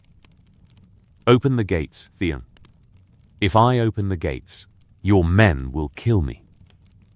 If you open the gates, I will give you a trial. If you don't open the gates, I will storm the castle and give you nothing. A trial, your father's justice. My father's justice. The man who passes the sentence swings the sword. If you're guilty, I'll execute you myself. If you're innocent, I'm not innocent, Robb. You know that. I took your home. Theon's voice broke. The breaking was the crack in the performance, the conqueror's mask falling, the boy underneath visible. The boy who had grown up in this castle, and who had taken it, and who had done things in the taking that the boy's 10 years of Stark upbringing made unforgivable. My brothers. Are they alive? The silence from the wall was the silence that contained the answer. The silence was long, longer than a yes or no required. The length of a silence that contained a confession that the confessor was struggling to deliver. They escaped, Theon said. The Stark boys escaped. I couldn't find them. I found others. I told people. I showed... You showed what? Not them. Not Bran and Rickon. Other boys. Miller's sons. I burned the bodies so no one could tell. I told everyone they were your brothers. They weren't. The information hit Robb with a force that the gates of King's Landing had not matched. Bran and Rickon were alive. His brothers were alive. The grief that had crushed him in the Hand's Tower, the grief that had broken Catelyn on the stone floor, the grief was based on a lie, and the lie was Theon's, and the lie's author was standing on the wall of the castle that Robb had grown up in, confessing to the murder of 2 children who were not the children he claimed they were. Open the gates. If I open the gates, Theon, now. The gates opened. Theon's Ironborn had no appetite for a siege they could not win. 300 against 9,000, with no relief possible, and the king in the north standing outside with a direwolf and a justified fury. The Ironborn surrendered. They filed out through the gates with their weapons piled and their heads down, and the posture of men who had followed a lord into a bad decision, and whose following was now producing the consequences that bad decisions produced. Theon came last. The former Prince of Pike, the former Ward of Winterfell, the former friend of the king, walked through the gates of Winterfell with his hands unbound. Robb had not ordered him bound. The decision was deliberate, the final courtesy that Robb extended to the friendship that Theon had destroyed. Theon knelt. The kneeling was voluntary, not the forced submission of a prisoner, but the deliberate act of a man who had chosen to kneel, and whose choice was the only honorable thing he had done since arriving on Pike. Where are my brothers? I don't know. They escaped with the Stark wildling woman, Osha, and the Reeds. I tracked them as far as the Wolfswood. I lost them. You killed 2 boys to cover the loss. Yes, who were they? The miller's boys. From the mill by the Acorn Water, the admission was delivered without excuse, without justification. The confession of a man who had done a thing so terrible that the absence of justification was the only honest response. Robb stood over Theon.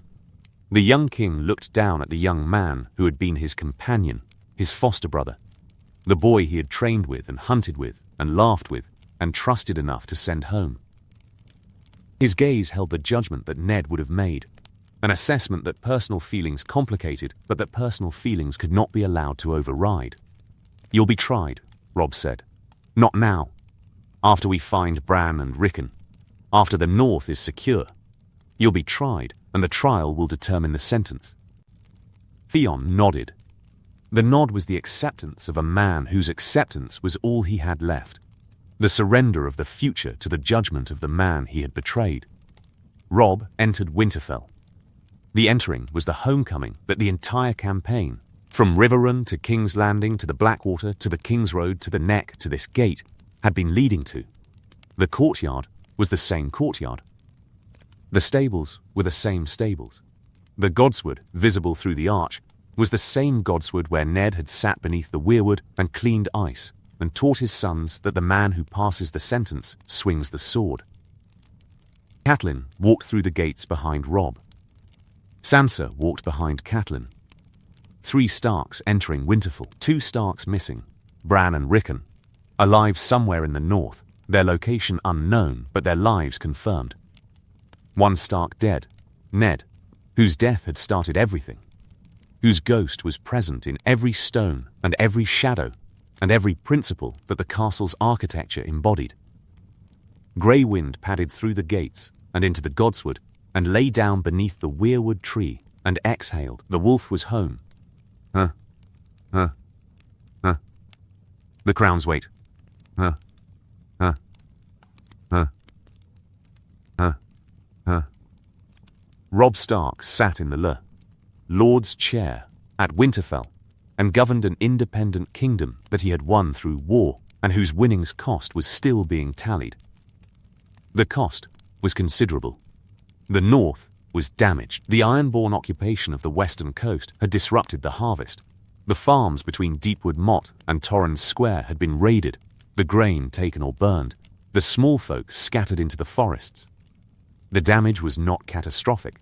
The North's agricultural base was distributed, not concentrated, and the damage to one region did not destroy the whole.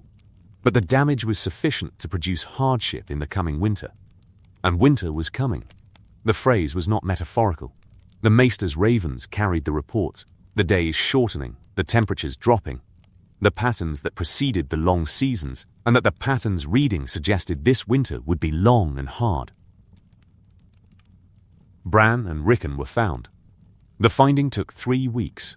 3 weeks of search parties combing the Wolfswood and the northern forests.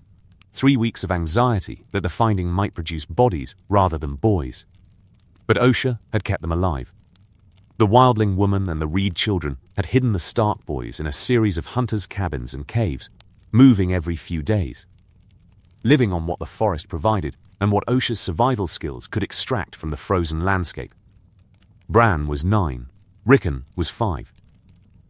The boys returned to Winterfell thinner and dirtier and wilder than when they left. Rickon clung to Catelyn and refused to release her for 3 days. Bran was quieter. Bran spoke of dreams, dreams of a three-eyed crow, dreams of the weirwood roots. Dreams that the dreaming's content suggested were not ordinary dreams, and that the not ordinary's nature was beyond Catelyn's ability to explain, and beyond Robb's ability to assess, and so the dreams were filed under the category of things that the war's aftermath did not have time to address. The Ironborn were expelled. Robb's army, reinforced by the Manderleys and the Glovers and the Northern Lords who had raised their levies in response to Robb's ravens, swept the western coast. Deepwood Motte was retaken. Torrens Square was liberated. The Ironborn garrisons, cut off from resupply by the absence of the fleet that Balon had sent raiding, surrendered or fled. The expulsion took 2 months. 2 months of hard campaigning in terrain that was turning from autumn to winter, the cold increasing daily, the ground hardening, the rivers beginning to ice. Theon was tried. The trial was held in Winterfell's Great Hall, the hall where Theon had eaten and laughed and drunk as a member of the Stark household. The trial was conducted by Robb, who sat in the Lord's chair and listened to the charges and the evidence and the defense and arrived at the judgment that the judgment's components required. The charges were treason, murder, and the violation of guest right. The murder charge was for the miller's boys, 2 children killed to conceal Theon's failure, 2 children whose names were added to the list of costs that Robb's war had produced. Theon's defense was no defense. Theon did not deny the charges. Theon did not argue extenuating circumstances. Theon stood before the Lord's chair and said, "I am guilty. Do what you must." Robb sentenced Theon to death. The sentence was the judgment that the law required, and that the judge's personal history with the condemned complicated, but did not alter. The law was clear. The penalty was clear. The man who passes the sentence swings the sword. Robb swung the sword. Ice was lost. The Valyrian blade had been taken when Ned died and reforged into 2 Lannister swords. Robb used a northern blade, castle forged, sharp enough for the purpose. The execution was conducted in the Godswood, beneath the weirwood, in the cold of the coming winter. Theon died in the place where he had grown up. The irony was the final irony in a life that had been defined by the gap between where Theon belonged and where Theon was, the boy from Pike who grew up at Winterfell, who returned to Pike as a man, who took Winterfell as a conqueror, and who died there as a criminal. The gap closed at the end. At the end, Theon was at Winterfell, and Winterfell was where the story ended. The King in Winter. The first snow of winter fell on Winterfell in Robb Stark's 20th year. The snow was heavy, the northern snow. The thick flakes that settled on the walls and the towers and the roofs and transformed the castle into the white fortress that winter produced every cycle, and that the production's regularity did not diminish the transformation's beauty. Winterfell was built for winter. The hot springs beneath the castle heated the walls. The glass gardens produced food through the darkest months. The architecture of 8,000 years accommodated the season that the castle's builders had named themselves for. Robb governed. The governance was the daily work, the petitions, the disputes, the trade negotiations with the 6 kingdoms to the south, the management of a kingdom whose independence was 3 months old and whose 3 months had been consumed by the Ironborn expulsion and the harvest salvage and the preparation for winter. The governance was not glamorous. The governance was not the stuff of songs.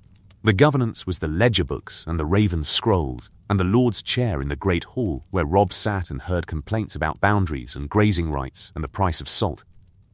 Margaery arrived at Winterfell in the 2nd month of winter, the Tyrell woman, the Rose, as the Northerners had already started calling her, rode through the Hunter's Gate with an escort of 50 Tyrell soldiers and a wagon train of supplies that the Reach had provided as a wedding gift, and that the gift's contents, grain, dried fruit, wine, olive oil, the abundant produce of the warmest kingdom, were more welcome than any dowry of gold. The wedding was held in the Godswood. The ceremony was northern, the old gods, the weirwood, the words spoken beneath the carved face. Margaery had agreed to the northern ceremony with the grace that Margaery brought to every adaptation. The woman whose talent was the ability to become part of whatever environment she entered, and whose entering was accomplished without appearing to sacrifice any of the qualities she brought with her. "You married me under a tree," Margaery said on their wedding night. "In Highgarden, we marry under roses. In the north, we marry under the eyes of the old gods. Do the old gods approve? The old gods don't approve or disapprove. The old gods watch. That's unsettling. That's northern." Margaery's adaptation to Winterfell was the performance of a woman whose political intelligence exceeded the intelligence of every other person in the castle, and whose intelligence was deployed in the service of making the deployment invisible. Margaery did not redecorate. Margaery did not impose southern customs. Margaery learned the northern customs and practiced them and added to them the warmth and the social grace that the customs had lacked, and that the lacking had been the northern way, and that the northern way was being enriched rather than changed. The North accepted her. The acceptance was gradual. The northern lords were not quick to embrace a southern bride. Their memories of the last southern queen and her consequences still fresh. But Margaery won them the way Margaery won everyone, through attention, through generosity, through the ability to listen to men who were accustomed to being ignored, and to remember what they said, and to act on what she remembered. Stannis sent a raven from King's Landing. The raven carried the formal recognition: the Kingdom of the North, under King Robb of the House Stark, is hereby recognized as a sovereign and independent realm. The Treaty of Mutual Recognition and Non-Aggression between the 6 kingdoms and the Kingdom of the North is ratified. The raven also carried a personal message from Davos. Written in the margin, His Grace ground his teeth for an hour before signing. "Consider the grinding your tribute." Robb read the recognition in the Godswood. He read it beneath the weirwood, in the cold, in the place where Ned had sat and thought and governed. The recognition was the achievement, the culmination of the war, the prize that the fighting had purchased. The 2 words that had cost thousands of lives and that the costs accounting was still incomplete. Northern independence. The phrase that Robb had demanded at King's Landing, that Stannis had resisted, that Catelyn had negotiated, that the Tyrells had leveraged, that the battle had secured. The phrase that was now reality: the North free, the North sovereign. The North governed by a Stark from Winterfell, as it had been for 8,000 years before the dragons came, and as it would be for as long as there were Starks to govern. The price was paid. The price was Ned, whose death had started the war. The price was the soldiers who died at King's Landing's walls, at the Blackwater, at the western coast. The price was Theon, whose betrayal and execution were the personal cost of a political miscalculation. The price was Winterfell, damaged and occupied and recovered. The price was Bran and Rickon's innocence, lost in the Wolfswood. The price was Sansa's childhood, spent as a hostage. The price was the two Miller's boys whose names no one remembered, and whose deaths were the footnote in a war's accounting that footnotes could not justify. The price was Robb himself, the boy who had ridden south at 18, undefeated and certain, who was returning at 20 as a king who had won everything he fought for, and who carried the winning's weight in the grey that was already appearing in his auburn hair, and in the lines that the year's fighting had carved into a face that should have been too young for lines. Catelyn found him in the Godswood after he read the recognition. "Your father would be proud," she said. "My father would say that pride is dangerous and that the proud man's fall is the steepest fall. Your father would say that, and then he would be proud anyway. He would hide it, as he hid everything, and you would see it in his eyes and know that the hiding was the expression."